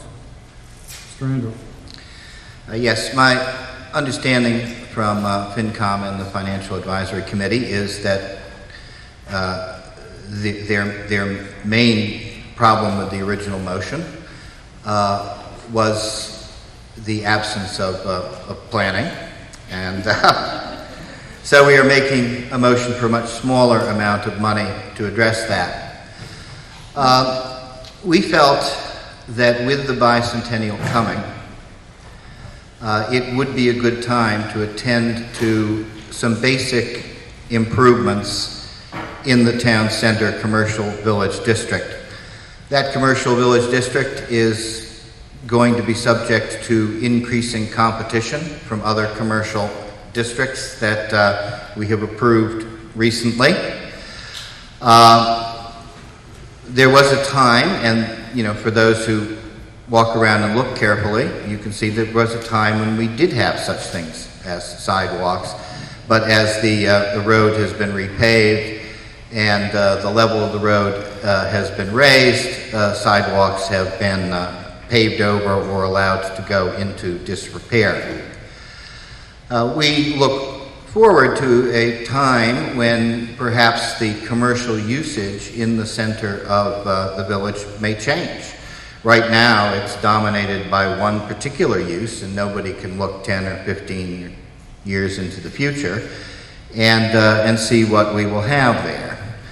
So we believe that this is an appropriate time to look at this. It will have advantages, I think, for property owners throughout the town, because ultimately, if we make some improvements to the center of town, the center of town is really one of those things that people identify with the town.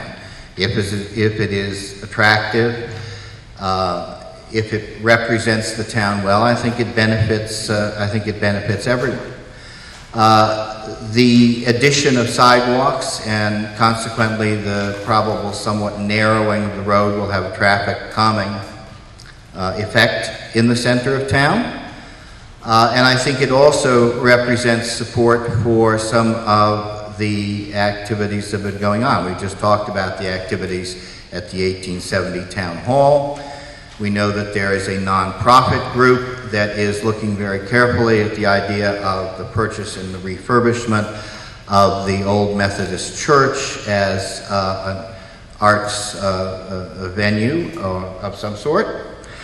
The library is there. And so what we are asking for is $7,500 to put a plan together.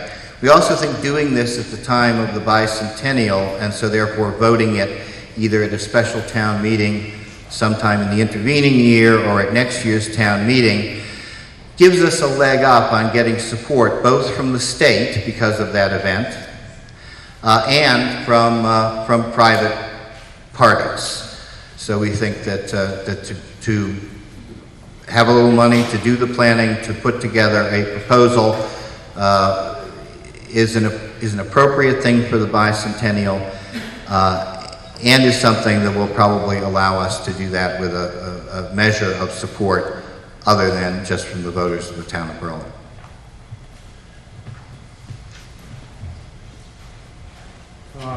The Finance Committee has a negative comment based on the previous amount and cannot change that recommendation. Do you have any comment you want to make in this situation, Bill? As Tom mentioned, our decision was based on the fact that there was not a plan in place at the time. And also we felt that the project itself did not have an upper limit, that we'd be using Chapter 90 money and mitigation funds, which are still to be determined when we're going to start to get those. The new proposal goes a long way to addressing our concerns about planning. Unfortunately, as Barry said, we cannot change our vote, but this does address our main concern. Anything else to be said on the motion? Richard?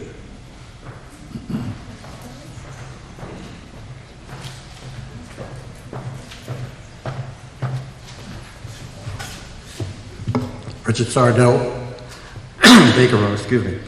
The reason that the Financial Advisory Committee suggested to the Finance Committee not to recommend this was that the total project was $700,000, which consisted of 2 years' worth of Chapter 90 funds, $200,000 from the Highlands Common mitigation money, which we won't see until, well, at best, maybe 2013, if we're lucky.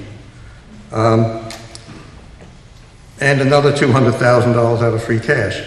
So we were looking at $700,000 for putting in granite curbing, sidewalks, repaving, etc., and not doing any other road work in the town for 2 years other than the center of town. So that was the reason that we didn't go forward. I don't know anything about the $7,500 planning, so I guess I'd ask what that $7,500, how it would be spent to do the planning. Is it a consultant or what? So, since there's a considerable difference between $700,000 and $7,500, it's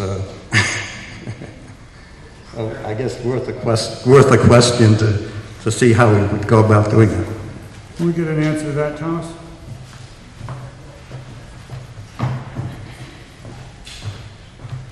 That, Richard, is why you're on the Financial Advisory Committee, because you could spot the difference between $7,500 and $500. You know, the selectmen realized, and you know, the wisdom of the FinCom and the Financial Advisory Committee, that we really didn't have a handle on how much this would expand, and we didn't have a handle on what would be available in terms of other amounts that would be available. We do think it's a worthy project for that, and we would be employing consultants and planners to the tune of $7,500 to be able to come to you sometime in the next year with something that was solid in terms of a proposal and solid in terms of estimated costs.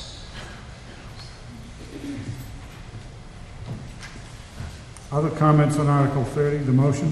Beasley Benson? After. Ray?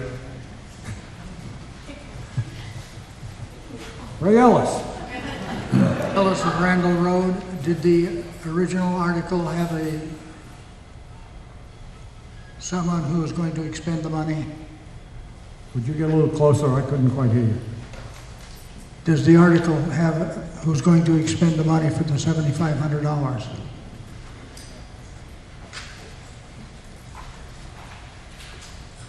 Did I put that in there, Barry? Did I put in that to be expended by? No, you didn't. Make the motion, may I amend it to say? Will it be acceptable to the meeting as to be expended by for this motion? Yes. I'm opposed to it.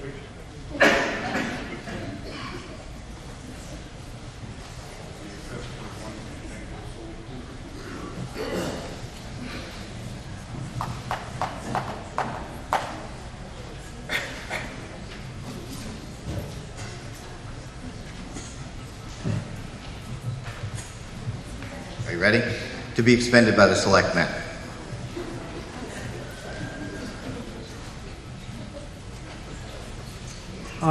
Is there anything else to be said on the motion? Beasley?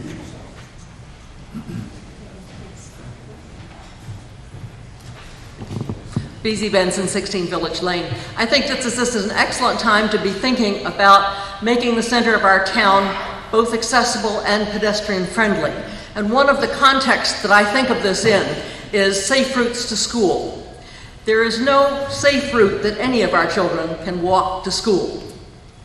We're transporting everybody. There is a big federal emphasis on safe routes to school. There's federal money, there is also private grant money. Robert Wood Johnson Foundation is one of the big funders of making funds available to provide safe routes to school. I think if we see good provision of pedestrian accommodation in the center of town, including to the library and to Memorial School, we're making a really good start at providing safe routes to school that we can then build on. I think we stand a good chance of being able to get some earmark support for that. I think that it's very good that we spend some money planning it now.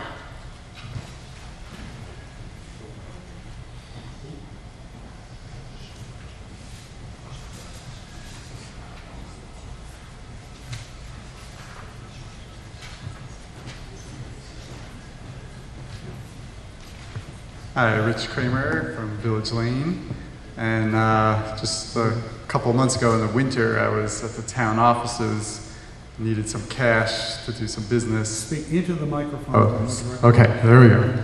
I was at the town offices doing some business and needed some cash, and I felt like I'd like to walk to Lowe's to get some money, and ended up having to go through slush puddles and cars zooming by, so I think sidewalks would be a good idea.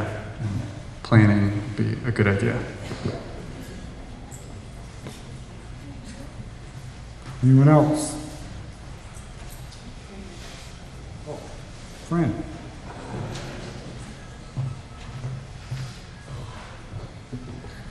Fran Gill, Woodward Ave.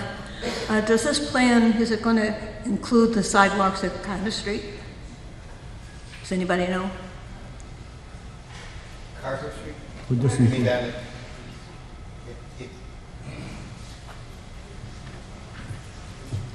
They're really bad. Yes, I think looking at that as part of the project, I think absolutely. I would also like to say that the selectmen are actually fairly good about taking advice on these things. I think as you've gone through this meeting, you've seen that where we are charged with expending things in connection with a particular project like the 1870 Town Hall, we don't hesitate to go out to the public and ask for an advisory committee to be formed, and I would anticipate that if this is voted, we would be making that appeal to people and trying to get an advisory committee to help us with this.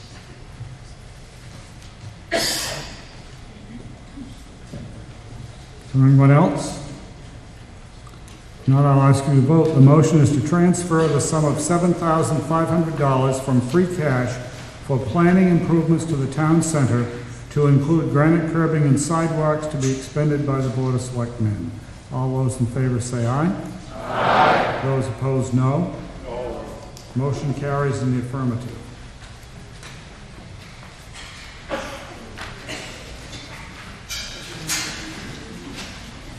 Article 31.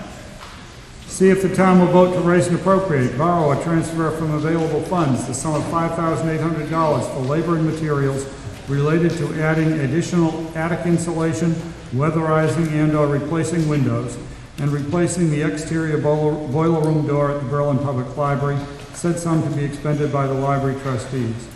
Bob McTague of the library trustees. Bob McTague, Lancaster Road. Mr. Moderator, I move to transfer the sum of $5,800 from free cash for labor and materials related to adding additional attic insulation, weatherizing and or replacing windows, and replacing the exterior boiler room door at the Berlin Public Library, said sum to be expended by library trustees.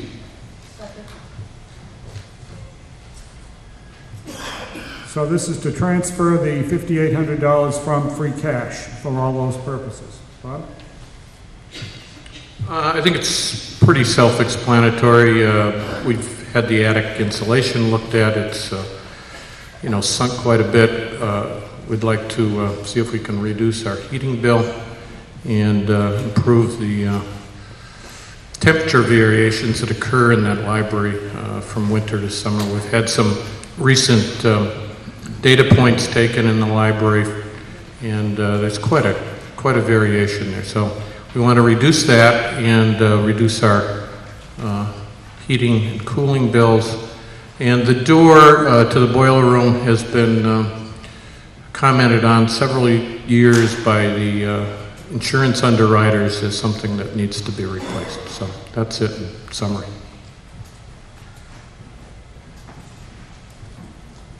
Finance Committee has a positive recommendation. Is there any further comment? Anyone else that wants to speak on this motion? Hearing no one, I'll ask you to vote. The motion is to transfer the sum of $5,800 from free cash for labor and materials relating to adding additional attic insulation, weatherizing and or replacing windows, and replacing the exterior boiler room door at the Berlin Public Library, said sum to be expended by the library trustees. All those in favor say aye. Aye. Those opposed, no. Motion carries by unanimous vote.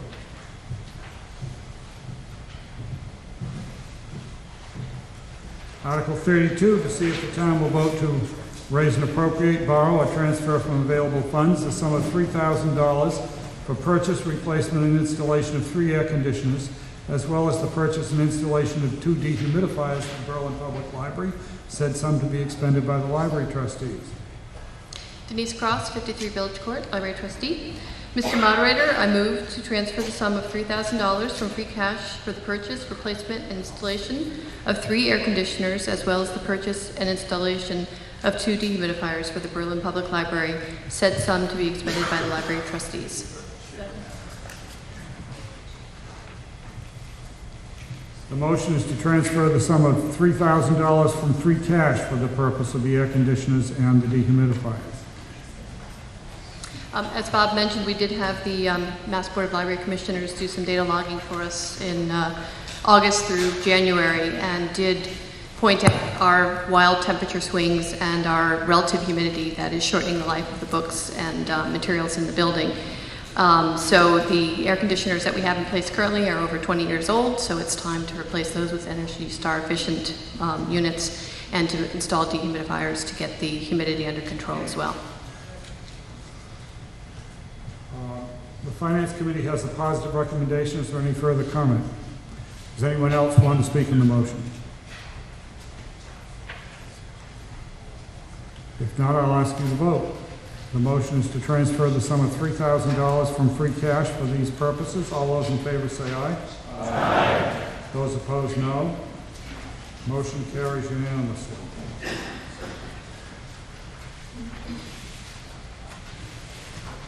Article 33, to see if the town will vote to raise and appropriate, borrow, or transfer from available funds the sum of $33,000 for the purchase of a new police cruiser and related expenses.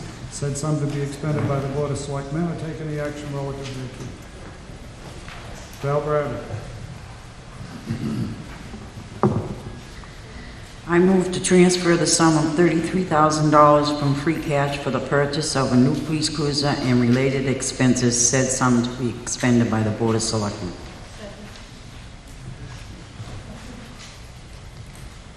The motion is to transfer $33,000 from free cash for the purchase of the new police cruiser to be expended by the Selectmen. Do you want to comment on it, Val? The Financial Advisory Committee, if you look in your town report, suggests or says time to replace vehicles in the town, and this is the year to replace a police cruiser. Finance Committee has a positive recommendation. Do you have a further comment? Anyone else? Hearing nothing, I'll ask for the vote. The motion is for $33,000 from free cash for a police cruiser. All those in favor say aye. Aye. Opposed, no. Motion carries by unanimous vote. Article 34. See if the town will vote to raise and appropriate, borrow, or transfer from available funds the sum of $5,000 for the purpose of purchasing replacement computers, networking equipment, peripherals, and related equipment for the Berlin Memorial School, or take any action relative thereto. Article 34.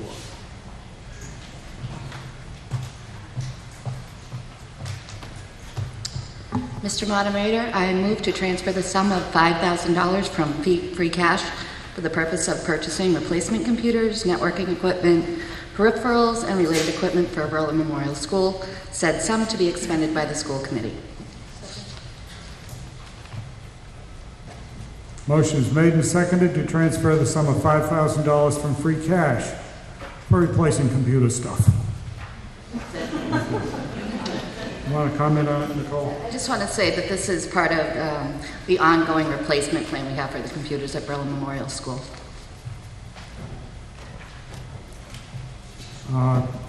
Finance Committee has a positive recommendation. Is there any further comment? Does anyone else want to speak on the motion? If not, I'll ask you to vote. All those in favor say aye. Aye. Those opposed, no. Motion carries by unanimous vote.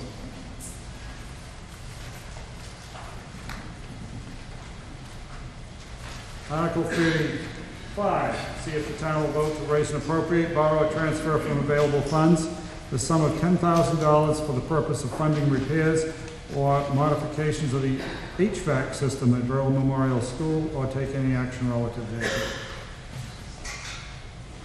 Nicole McCoon. I move to transfer the sum of $10,000 from free cash for the purpose of funding repairs or modifications of the HVAC system at Berlin Memorial School, said sum to be expended by the school committee.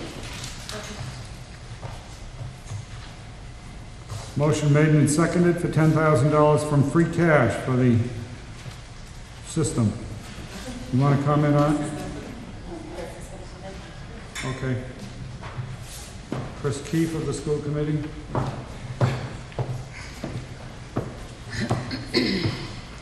In conjunction with building commissioning and the air water balancing that will be paid through an energy grant, thanks to Judy Blumen, these funds would be used towards addressing the HVAC issues that are identified. And if anybody has any further questions, she's an expert.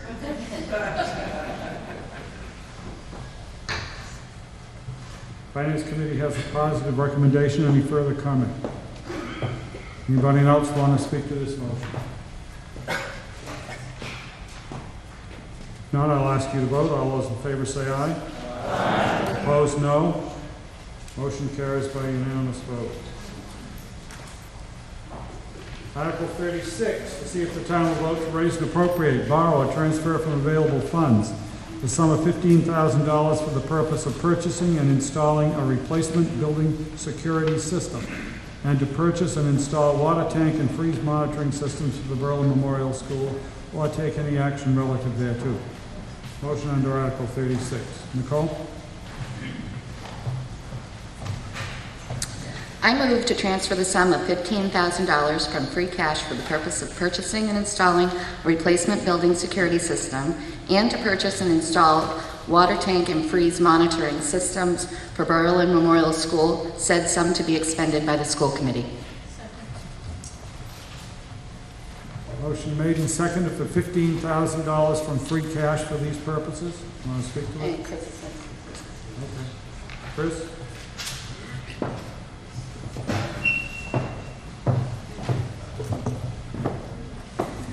As Nikki said, this is to replace the aging building security system, add a low water monitor alarm and water tank that supplies water for building sprinkler systems, which we did have an issue with. I believe it was the beginning of this school year, last summer, because there was no water tank monitor, and to add a freezer alarm for the kitchen freezer as recommended by the town's property insurance carrier. Finance Committee has a positive recommendation. Any further comment? Anyone else want to speak to the motion?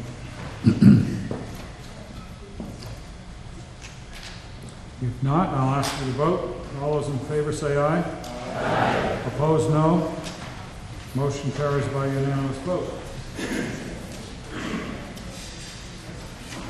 Article 37, to see if the town will vote to raise and appropriate and/or borrow or transfer from available funds a sum of money for the purchase of a fire engine and related equipment to replace the current Engine 1, a 1986 fire engine, or take any action relative thereto. Bruce Ricard, Fire Chief.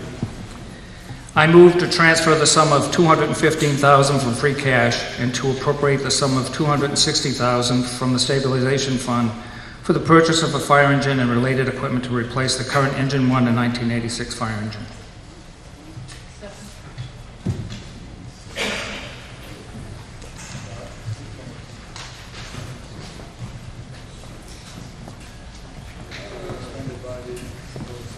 Said sum to be expended by the Board of Selectmen.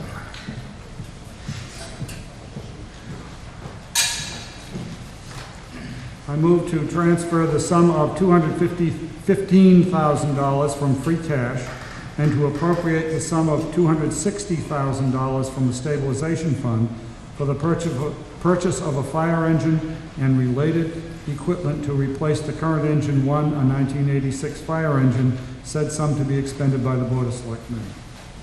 Bruce? Someone older than I suggested that I write down a few thoughts. I can't remember why, though. It is a 1986. I believe it's registered as a 1987 because it was the last piece of apparatus that Farah Fire Company ever completed. It took a while for them to get it out the door. It's 25 years old. It'll take an additional year for us to go out to bid and get another truck, so you're looking at it being 26 years old at that point. Right now we're looking at valve rebuilds, pump rebuild, drains, tires, rear springs, etc. on it. Right now the maintenance on it is not that bad. However, we're trying to predict to get it replaced before it does fall apart, and then we're really in a catastrophic situation trying to replace it after the fact. FinCom has supported the department in trying to work with roughly a 20 to 22 year cycle on replacement of the apparatus. This is within the Financial Advisory Committee's plan. If you look at, I don't know what page it is in the document, but it's listed there. It is an integral and important piece that we use when there's a structure fire. If you look at a rural community, you're looking at 3 times the number of pieces of equipment to do the same job as you would need one piece for in the city. In effect, we don't have any water supply system in the town. Maintenance and availability of the apparatus with a water supply on it is a lot cheaper than an infrastructure and supporting that infrastructure for a water supply in town. Right now, the town is rated as a Category 9 by the Insurance Services Office. That's 1 away from 10. 10 is not perfect. In this case, it is the opposite. 1 is perfect. If we're ever to move in the other direction, we could possibly go towards an 8A. I don't think we could ever get beyond an 8. Each time we move a class or a percentage of a class, 9 to 8A or whatever, we would drop the fire insurance rating for the people in town, both business and personal property. It's probably, therefore, the most effective and cost-effective way of maintaining fire service to the town versus putting in an infrastructure of water mains and hydrants, etc. It is a 20-year investment, so it's a sizable amount, but it's spread over its 20-year lifespan as far as the investment goes.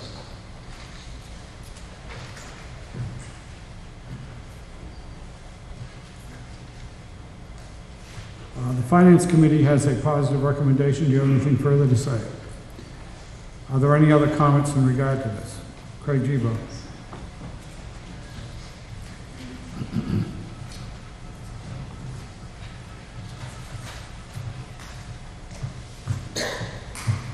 Craig Gibo, Coben Road. I'm glad you're not standing behind me. I have all the respect and appreciation for our fire department. I, as some in this room, have spent time as a volunteer in the department, as many in this room still do. We should be grateful and appreciative of all the hard work and dedication our fire department, I have to put my glasses on, I'm sorry.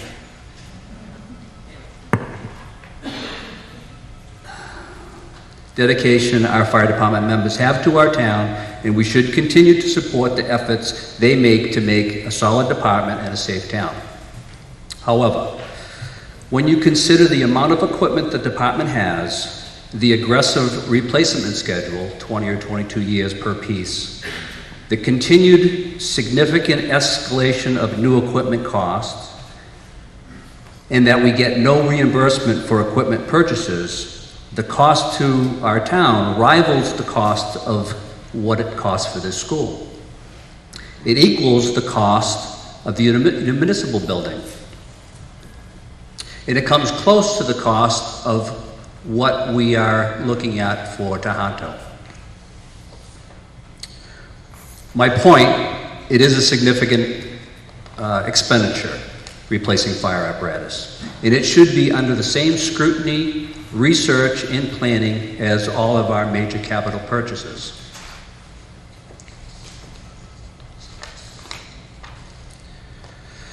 Considering we will be faced with $1 million ladder replacement in 2016, is this the best expenditure now? Or are there other options for equipment replacement, such as consolidating apparatus, purchase a multifaceted piece, maybe that ladder that needs to be replaced, a multifaceted piece that performs the function of 2 pieces we now have, eliminating 1 entire piece.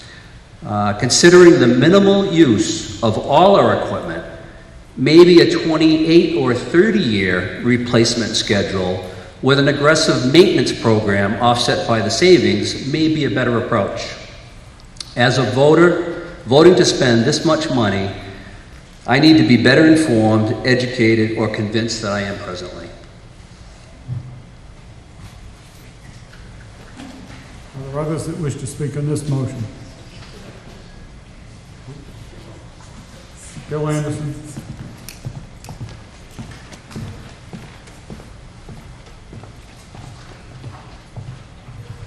Bill Anderson, Peach Hill Road. I guess I talked to a lot of people about Stay close to the mic. of the fire department, and everybody looks at me and says, "Yeah, it's going to happen. It's going to happen." But I see no move afoot to get it started. We spend money quite heavily on our fire department, which I think we could save a lot of if we were regionalized. Is there any movement on regionalization going on? And if not, why not? Some of this would have to be sort of driven by powers beyond the fire department itself. I can tell you that we are looking at studies involving regionalized dispatch. The police chief and I are currently involved with a group that's looking at regionalized dispatch as a means of saving money. There is a form of regionalization of fire departments that takes place in the sense that there isn't anyone, any department, whether it be career or volunteer, they can work a fully involved structure fire without calling for mutual aid. So in effect, there is a regionalization of services now. Could it be better enhanced? Maybe. But there would have to be some studies, and I don't mean to beat to death the idea of studies, but you certainly need to have a commitment by the community leaders in the different communities that would be involved with looking at that. It just as there would be for a regionalized school system. And you wouldn't ask the principal of a school to go looking at regionalizing the school system. It would be up to the communities to look at regionalizing the school system. But I'm not adverse to the concept at all.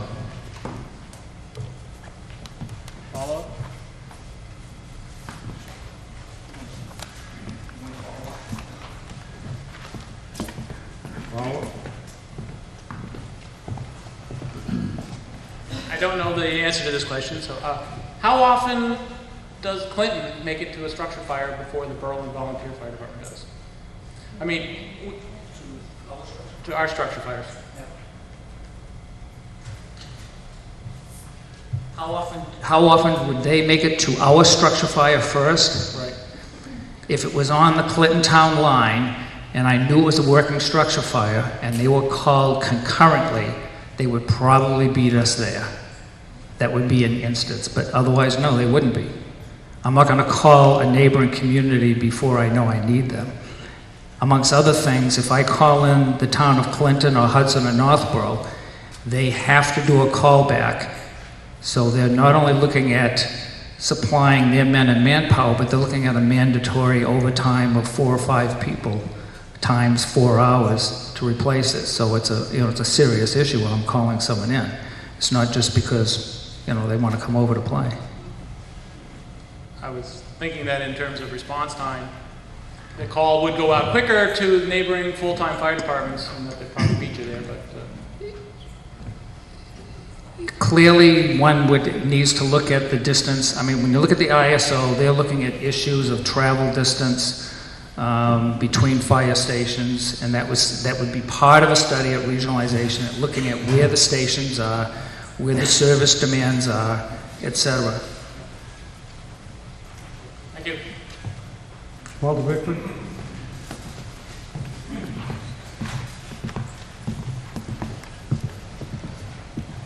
Walter Bickford, 212 South Street. I'd like to address a question to Chief Ricard. Bruce, you know there is an issue that I've been concerned about for quite a few years. I put it in writing, never received an answer from either the selectmen or you, and copied both of you on the letter, but it's the amount of calls that go to Solomon Pond Mall.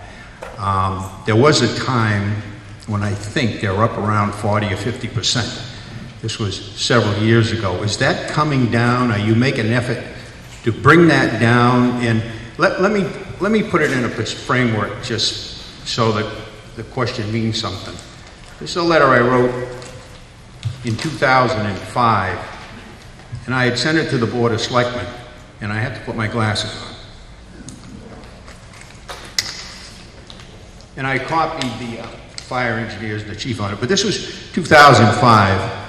There was a clipping in the paper about a false alarm at Solomon Pond Mall that the department had ran to, but I sent it to the selectmen in this letter. The attachment, which was the clipping, brings to my mind 2 sources of information that I have received regarding the above subject, that is the subject of Berlin Fire Department going to Solomon Pond Mall. One during a conversation with the former Mayor Morrow of Marlborough, I inquired as to whether Berlin's fire department was, by any agreement, required to respond to fire alarms at Solomon Pond Mall. Mayor Morrow called and discussed my question with his fire chief. I forget his name, John something. We actually had a 3-way conversation on the phone there. fire chief, after which he responded that neither he nor his fire chief knew of any reason for Berlin's fire department to respond to a fire alarms at Solomon Pond Mall. Further, the mayor informed me that his chief, based on his experience with fire responses at the mall, could see no safety benefits in Berlin responding unless called for backup. Soon after I received this information from Mayor Morrow, I put the same question to Berlin's top negotiator for the mall mitigation package, who was then a selectman. Mr. Andrew responded that to his recollection, in the negotiated mitigation package, which included funding for Berlin's fire department, there was no requirement for Berlin to respond to fire alarms at the mall or suffer financial cuts in the mitigation package for not responding. Then it goes on and on. I ask specific questions, but that's the thrust of it. And if it's up, you know, even over 20% at this time, I just question why we're still doing it. If, in my research, talking with the mayor of the city of Marlborough, who covers it with us, talking with Selectman Andrew, who is the chief negotiator on the mitigation package, why we are even going to any calls there, because that plays directly on the number of calls for the department and also the wear and tear on the equipment. I'm sure there's probably an answer, but it is something that I'm sure you would agree that deserves an answer. I'm not sure, the moderator would have to speak to whether the question is germane specifically to the article of this engine. I have the previous mention of regionalization was getting a little off the subject, although it seemed a bit more germane. This one seems not particularly germane to this one. I would entertain any brief answer you might like to make, but other than that, would suggest that this issue is not one that is within the scope of the article. Thank you, Mr. Moderator. To briefly address the issue, that was 5 years ago. I couldn't tell you right at this moment who you spoke with as chief at the time.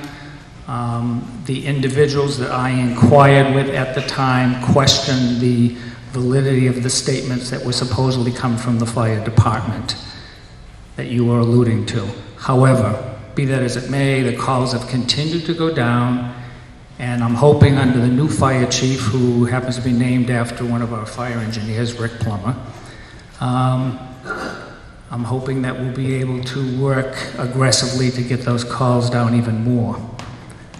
It's never represented 50% of the call volume. I couldn't tell you right at this moment off the top of my head what percentage it is this past year. I'd be happy to look it up and get back to you. Having said that, if you tell me which call is going to be a false alarm, I'll stay home.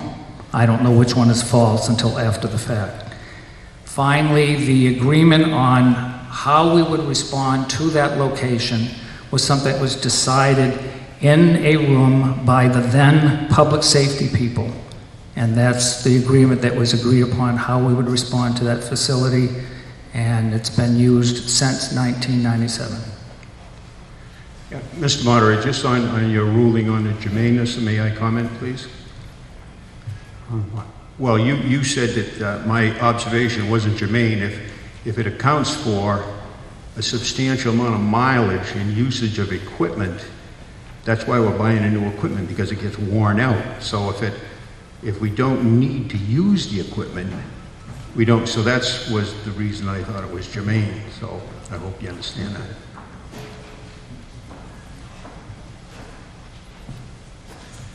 Anything else to be said on the motion in regard to a new fire truck?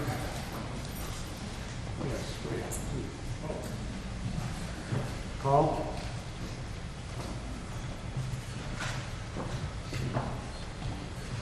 Paul Kelleher, 35 Barnes Hill Road. I'd just like to know if anyone has researched, this equipment is very expensive. I'd like to know if anyone has researched the market for used fire equipment, fire apparatus.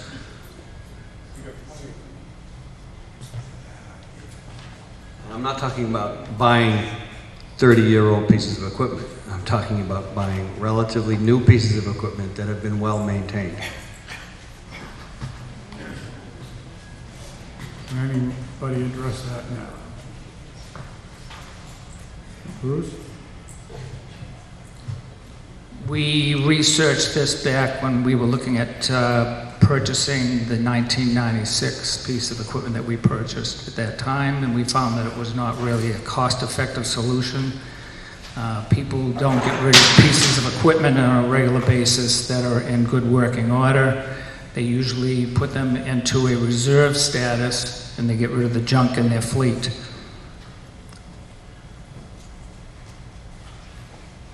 Anyone else? Richard?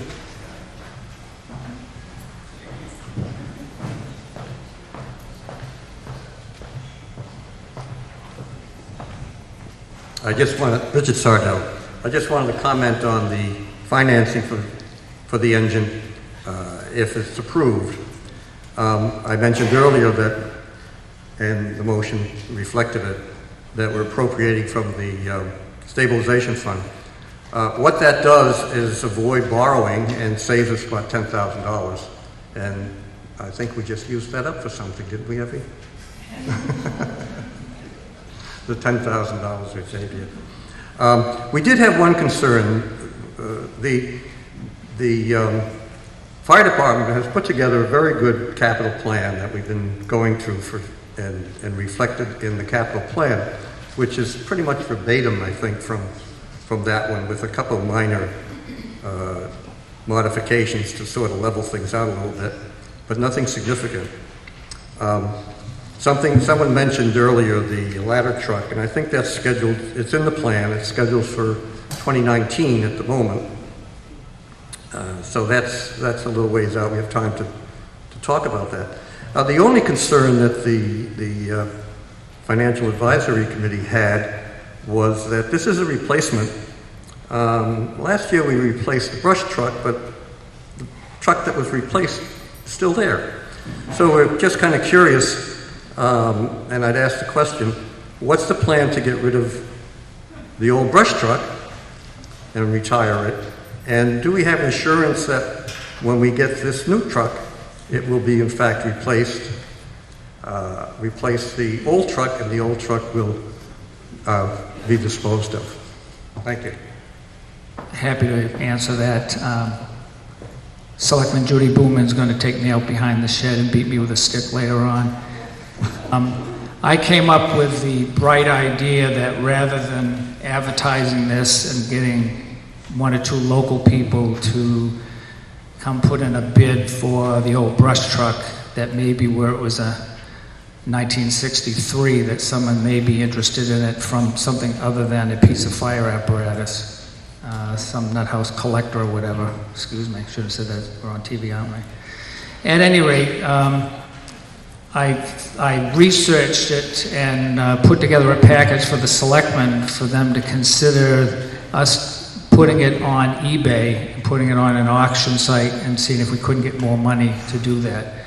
I did find that it was legal for us to do that, and seeing that the fire department is a call department and you're dependent upon volunteers, I've had several volunteers that have decided they would take on the task of putting this on eBay for me, since I don't do eBay myself. I am computer literate, but I don't do eBay. I don't do Facebook either. At any rate, the process has dragged on and on and on, and in fact, Judy was supposed to meet with me on Friday, and she was going to put it on eBay for me.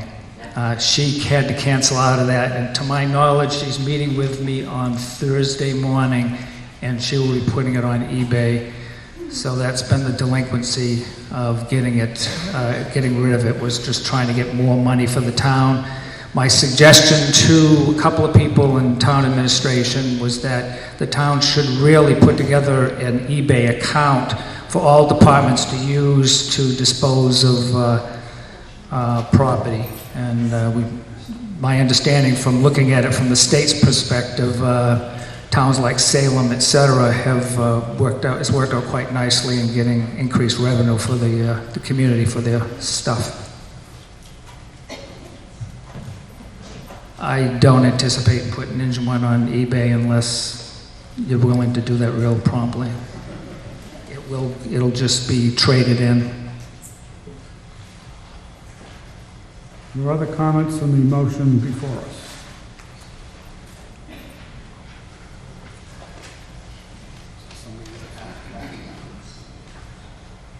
Okay. The motion is to transfer the sum of $215,000 from free cash and to appropriate the sum of $260,000 from the stabilization fund for the purchase of a fire engine and related equipment to replace the current engine 1, a 1986 fire engine. Said sum to be expended by the Board of Selectmen. All those in favor say aye. Aye. Those opposed, no. No. All right. We're going to be taking a vote by show of hands because this has to be a 2/3 vote because we're appropriating from stabilization. And therefore, I'm going to ask Bob Blair and Judy Christensen and David Marble, if you would come up and help me with the count.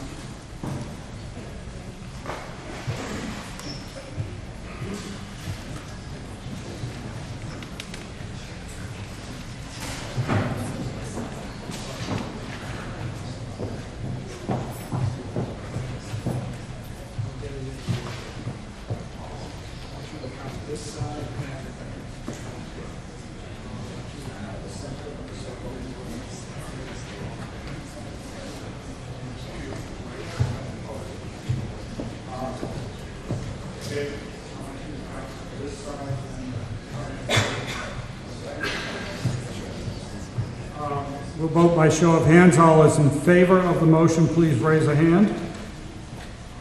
What's the question? Whole bunch of money for a fire truck.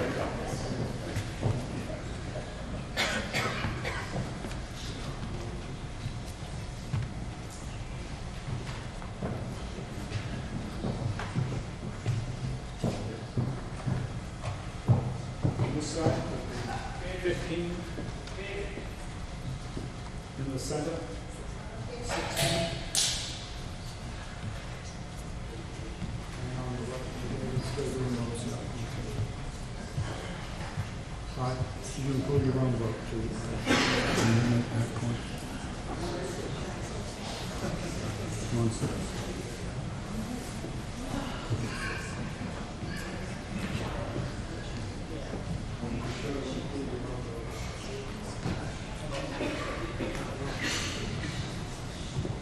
Okay, we have 15 over here, 16 in the center, and 29 over here. The noes, please.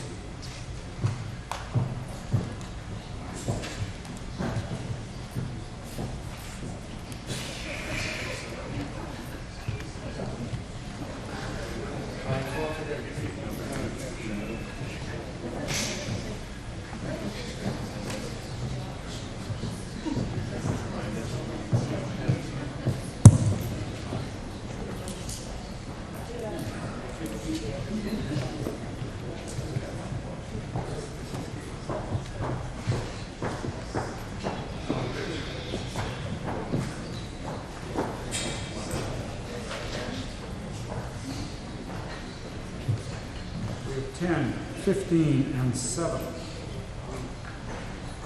Now we'll do some.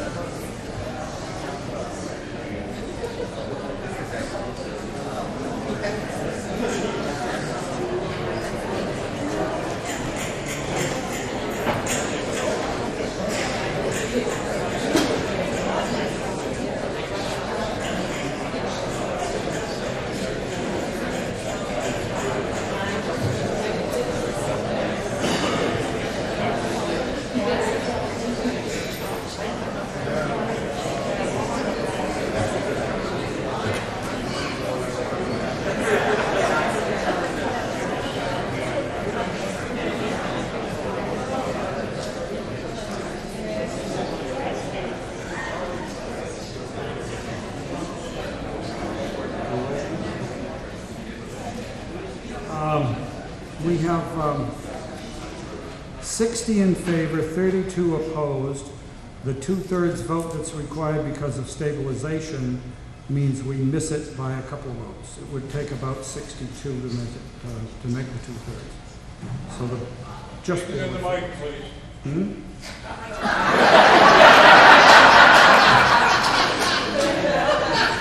Well, you get it and stand still. So it's 60 to 32, and the motion fails by just a couple of votes. Article 38. To see if the town will vote to amend General Bylaw Article 6, Section 1 and Section 4 by the addition of the following to Section 1 and Section 4. The penalty for violation of this section shall be $25, or take action relative thereto. Mr. Andrew. Mr. Moderator, I move to amend the general bylaw, Article 4, Section 1 and Section 4, by the addition of the following to Section 1 and Section 4. The penalty for violation of this section shall be $25.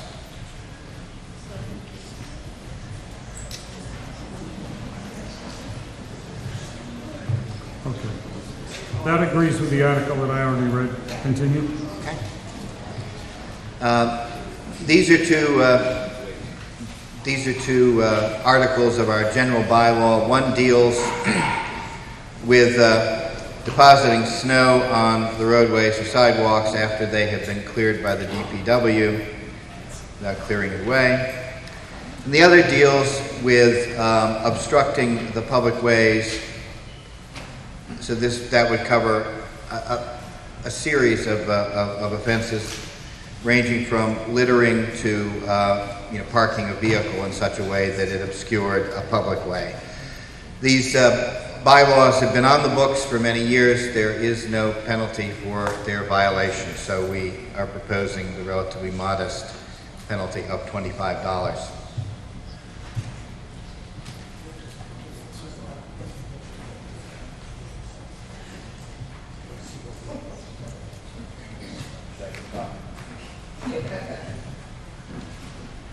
Okay.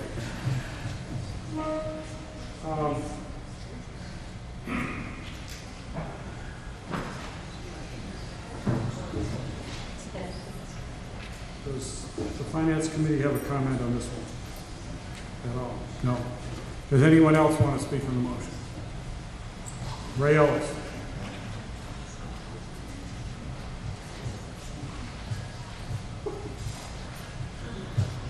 Ray Ellis, Randall Road. This article was read as the general bylaw Article 4, and in my book it says Article 6. I'm sorry. 4 or is it 6? Can I misread that? Yes. My apologies. You have Article 6 on here. Yeah, I do. Did Okay. I misread that? I might have. Might have. No, it's Article 6. It The is Article motion is also Article 6. Anything else to be said on the motion?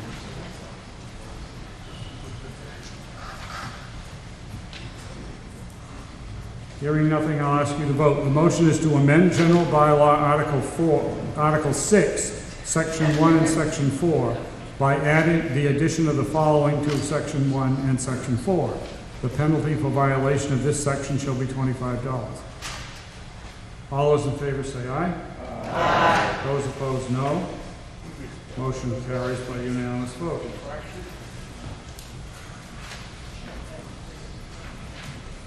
Article 39, to see if the town will vote to add the following section to the town bylaws. Article 1, General Provisions, Section 9.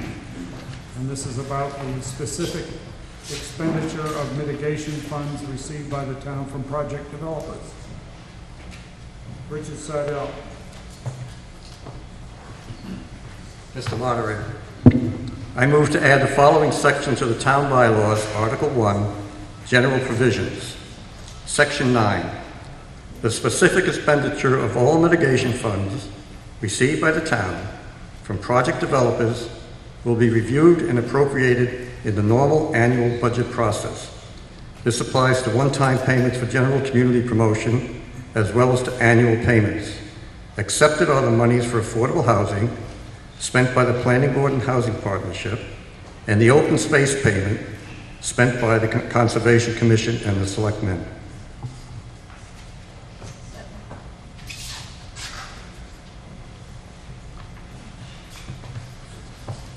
Motion is made and seconded to add the following section to the town bylaws, Article 1, General Provisions, Section 9.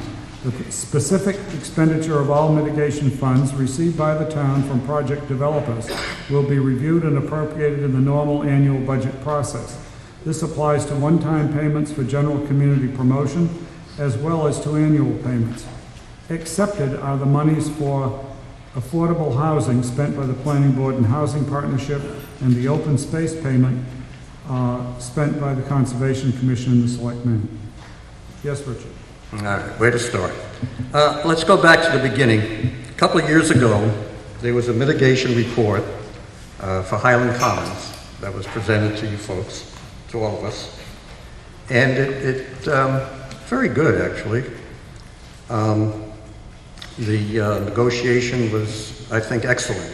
The committee should be commended for that.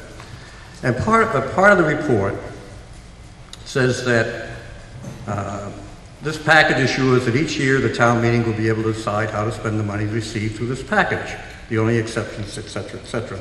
So the motion is essentially the wording from the mitigation report. Attempting, because in the same report, bear with me a little bit, in the development agreement, it states that payments shall be expended pursuant to Mass General Law, Chapter 44, Section 53A. Now, the report suggests that the money will be done through town meeting. The development agreement specifies that Mass General Law, Chapter 44, Section 53A applies. But we've gone through several iterations of this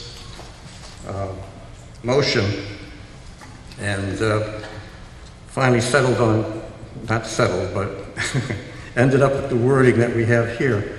Now, just as background for you a little bit, Mass General Law defines how money can be spent by the town. Now, Chapter 44, Section 53, states that any sums paid into the city shall not later be used by such office or department without specific appropriation thereof. So that's the general law that applies to all the money coming into the town that's spent under this, unless there's another general law that accepts it from this law. Now, Section 53A, which is the one that's quoted in the development agreement, states, among other things, it's not very long, but the key part of it is that the money received as a gift shall be held as a separate account and may be expended as aforesaid by such officer or department receiving the grant or gift without further appropriation. So that means that the money may be spent by the selectmen without going to town meeting. Now, I'm not suggesting any nefarious thing going on here or anything, so don't misunderstand. But that's what the law says. So what we were trying to do was to get out of this conflict of terms and put into our own bylaws something that would require it to go to town meeting. Now, why are we worrying about it? Well, the mitigation agreement had a little over $2 million one-time money that comes at certain points of the development of the mall. But there's $565,000 a year, each year, which is about 7.5% of the property taxes that are raised. So that's a pretty significant piece of money. And there's also, in addition to that, the River Bridge project brought another $100,000 for 5 years. So mitigation group did an excellent job, I think. Now, well, we had a lot of discussion about this, and we haven't really come to consensus.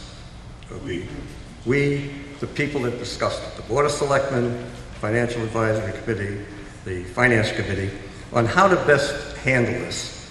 There are some people that would like to control